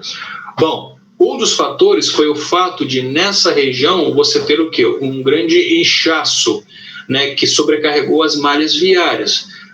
grandes engarrafamentos, você vai ficando sem condição de escoar seu produto com agilidade, a ação de sindicatos exigindo melhores salários, né, para os trabalhadores, então a mão de obra vai ficando cada vez mais cara. Então, um dos fatores foi o fator de repulsão local. Outros fatores dizem respeito ao fator de atração fora daquela região, que chamou justamente a indústria desta região, que estava ficando sufocada para as indústrias, para outras regiões. Então, o fator aqui, no caso, é a guerra fiscal entre os estados. Também nunca foi cobrado na banca essa guerra fiscal. De repente, olha só, aí, guerra fiscal. O que foi a guerra fiscal? Uma indústria quer criar um outro polo de produção industrial, ou ela quer se transferir de um para outro. No momento em que ela anuncia isso, os governadores e os prefeitos, né, dos estados e municípios do país começam a oferecer cada vez mais vantagens, né, como terrenos de graça, IPTU não pago por não sei quantos anos, isenção, ou então mesmo, né, isenção de impostos também por vários anos e tal. Isso são vantagens, né? E aí, quando cada estado, cada município começa a entrar nessa disputa de quem dá mais, você tem configurado aquilo que a gente chama de guerra fiscal. Fiscal por quê? Porque o termo fiscal diz respeito à coleta de impostos por meio do Estado, né? Então, quando você fala assim, ó, o Estado está com um grande problema fiscal, vocês escutam isso direto nas reportagens, né? O problema do Brasil hoje é um grande problema fiscal, insegurança fiscal. O que é isso? O Brasil não está conseguindo manter em dia, né, as suas contas, o que tem que pagar, com as suas arrecadações. O Brasil está arrecadando menos do que tem que estar gastando. Esse é um problema fiscal. Então, fiscal tem a ver com as contas do erário, né? O erário público, o tesouro público, os cofres públicos. Isso é fiscal. Então, a guerra fiscal seria essa guerra entre os estados ou entre os municípios, ok? Para poder atrair investimentos. Essa aqui é a resposta, certo? Um tema que nunca foi cobrado, de repente foi cobrado aí no ano passado, denunciando que a banca realmente está passando por uma mudança. E em 2018, a mesma coisa, ó, questões de 2018 que ainda não haviam sido citadas dentre aqueles temas mais cobrados que a gente acabou de fechar. Olha essa daqui, ó. Olha o tema, demografia e desenvolvimento urbano, né? Continua dentro do tema que eu falei que é um dos mais cobrados, né? Olha a pergunta. O processo de integração funcional que ocorre entre dois ou mais núcleos urbanos limítrofes, cuja população compartilha a infraestrutura urbana e a rede de distribuição de bens e serviços, provoca uma dinâmica de fluxos na qual muitos trabalhadores se movimentam diariamente entre os municípios da região metropolitana, retornando aos seus lares após a jornada de trabalho. Esse movimento pode ser denominado migração. Qual tipo de migração? Que as pessoas, por meio dessa integração que existe entre dois municípios, por exemplo, faz esse movimento que a pessoa faz para ir para trabalhar, voltar para casa, esse movimento pendular. E olha como é uma questão fácil para tornar um pouquinho mais difícil. O que a banca fez? A banca fez aquilo que não é tradição dela, ou seja, botou um texto grandão. Então, notem, a banca também continuou com essa tendência, tá? De cobrar as mesmas coisas que ela sempre cobrou, porém, tentando dificultar um pouco, aumentando o texto. Então, o aluno que se perde no meio da leitura pode ficar assim boiando às vezes quando pegar uma questão. Por isso é importante praticar a leitura também. Por isso que eu recomendo, quando você estiver de saco cheio de estudar, caramba, pega um livro para leitura de descanso, né? Pega lá um livro, um romance, alguma coisa que você gosta, né? Vai ler um pouquinho, assim você vai treinando sua concentração na leitura sem cansar sua mente, descansando depois de um dia de estudo.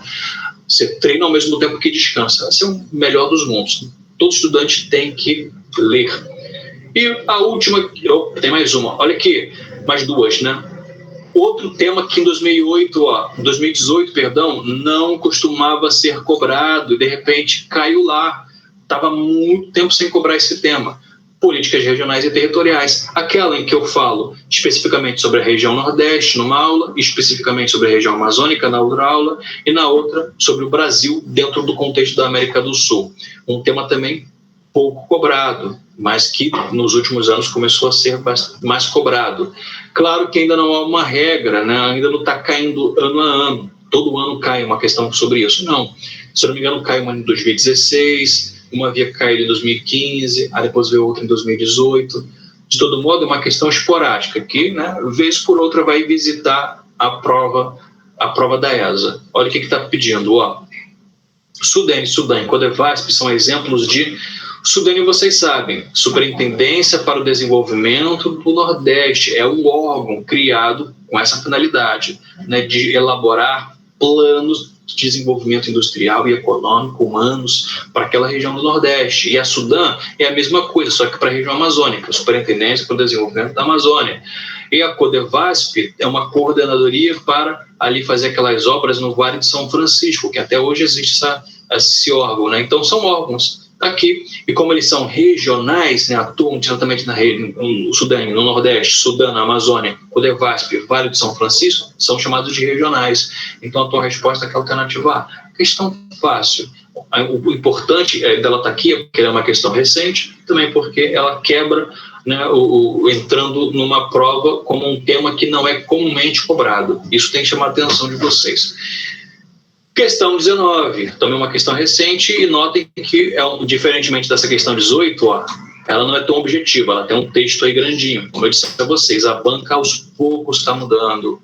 A banca aos poucos está mudando, né? Vocês vão ter um aumento gradual do tamanho dos textos das questões, porque essa é uma forma de você dificultar a questão, né?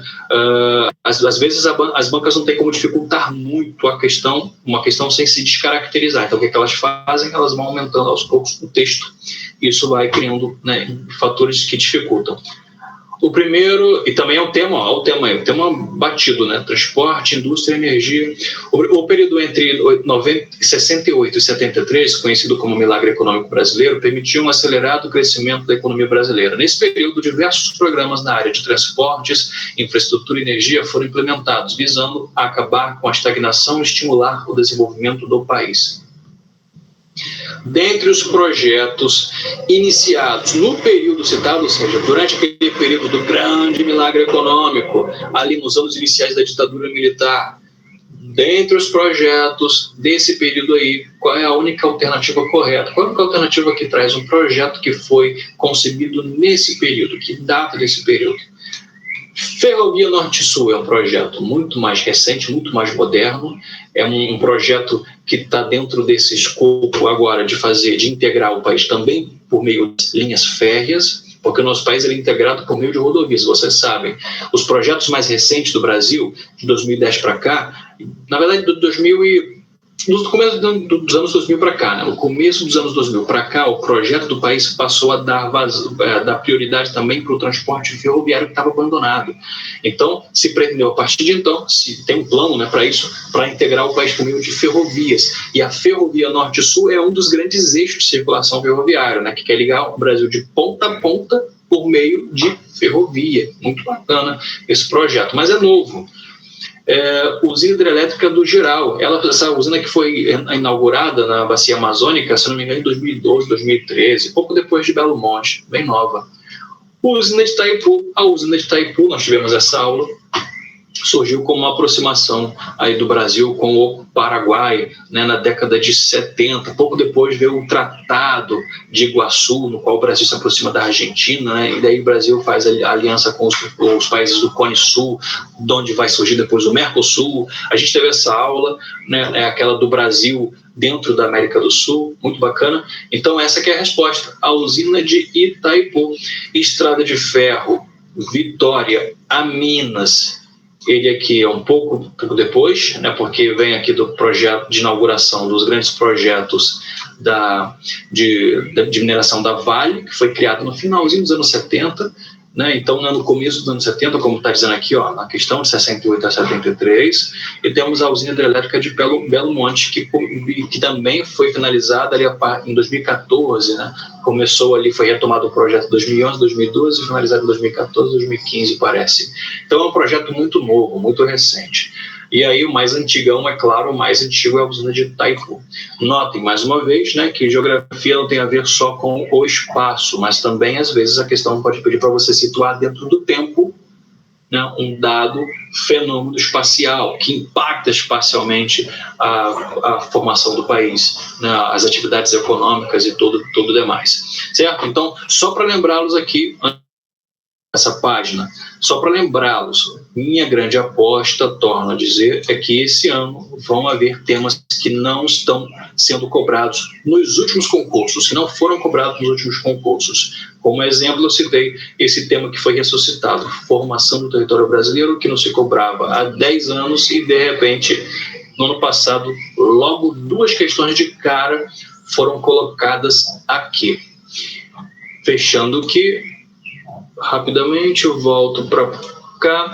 Aí vocês podem me perguntar, Ricardo, então qual é a sua aposta para esse ano de temas que podem ser cobrados?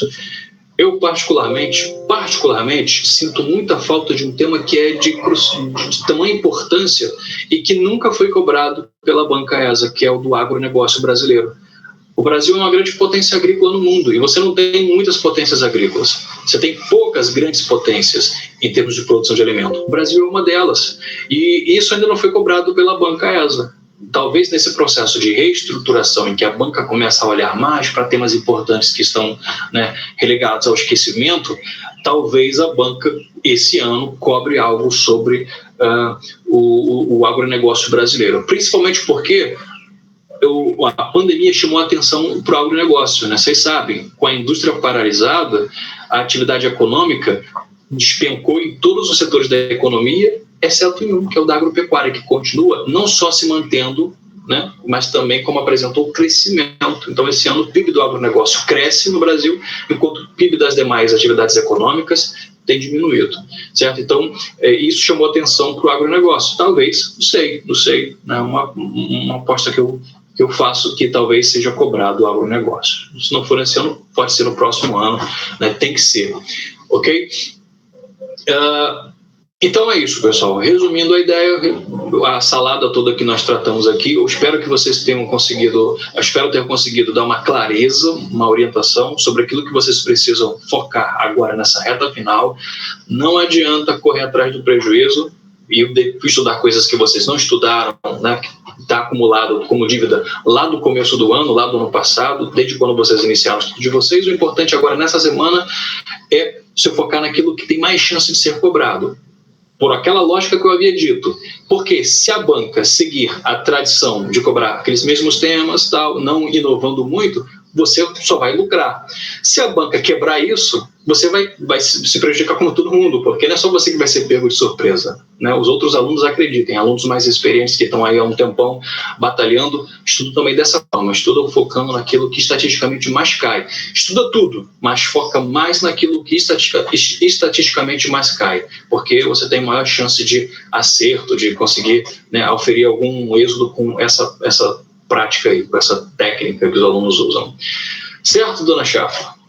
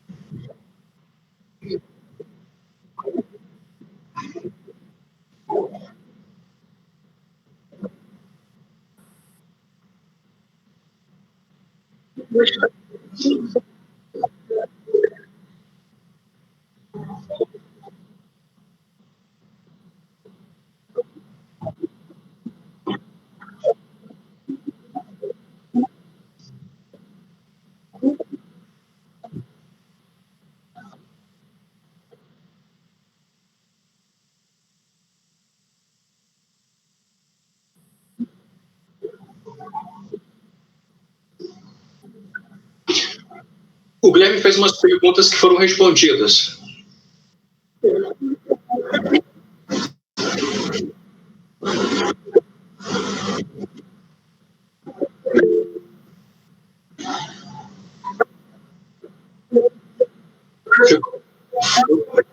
Fico muito agradecido, Andressa. Não, pensei que... estava confundindo a Andressa com a Alexia. A Andressa é nova, né? Tá.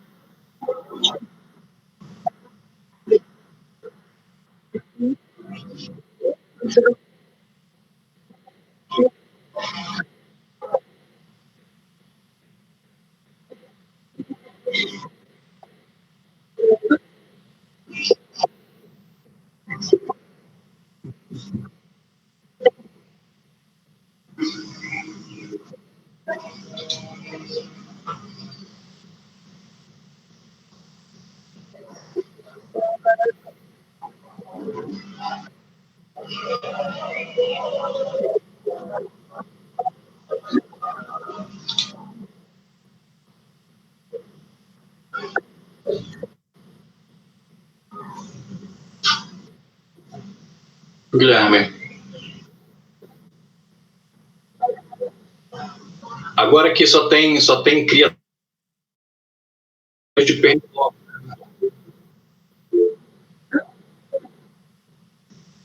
Ah,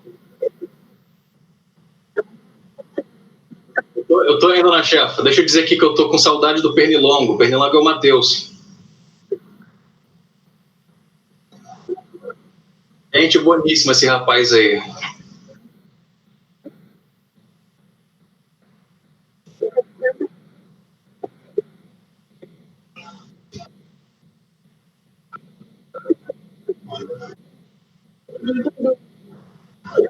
Tchau, tchau, pessoal. Fiquem na paz. Tchau.